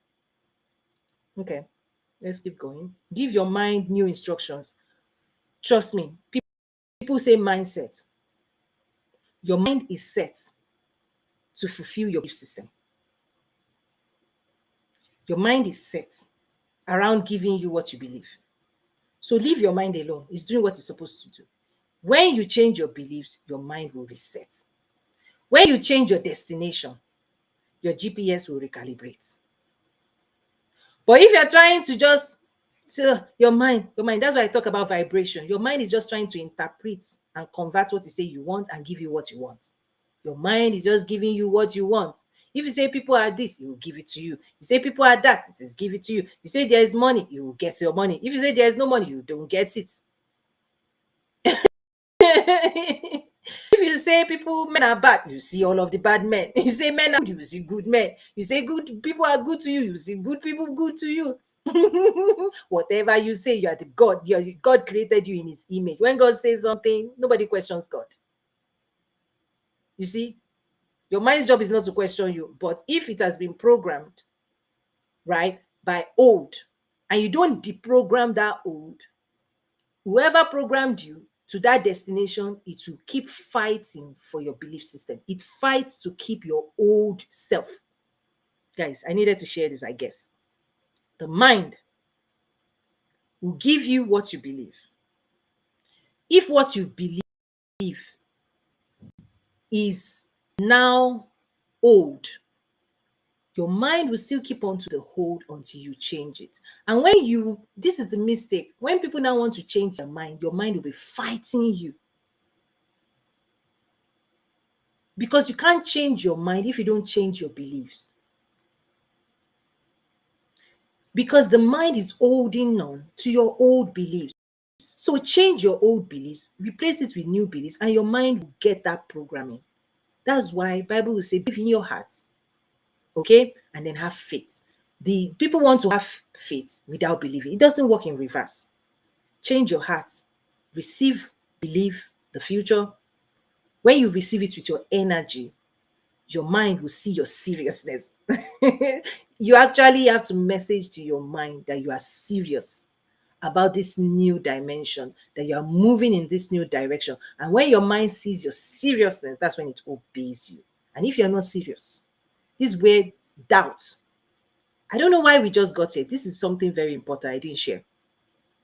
The danger of doubts, limiting beliefs, confusion is that you are confusing your mind and you are making your mind, you are not serious enough in one dimension. That's why a double-minded person cannot receive from God.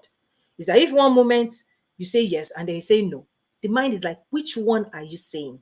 Confusion. So it releases hormone of confusion. Now your body is like, I don't know if I should turn right or left. Is it A or B? It's because if you don't give clear instruction, one direction to your mind, you are the one not training your mind to receive one direction or one instruction. So that's also something that happens you have to watch out for. Is that if you're here and there, and here and there, you're doubting, you're doing this, you're doing that, you are not helping what God wants to you or do for you. So you have to believe. And full belief is minus doubt, minus fear, minus confusion, minus insecurities. Pure belief is what creates pure faith. And so that's part of the work as well. But if you embody feelings and emotions of, oh, this, oh, that, your mind cannot come along. In fact, your mind will be afraid. That's what releases fear. If you don't learn and train enough to have confidence, when we start talking about confidence, is that what comes out of belief and faith is you stand secure. But when you cannot stand secure, there are insecurities baked into your feelings. You are doubting, you're confused, you are here, you are there.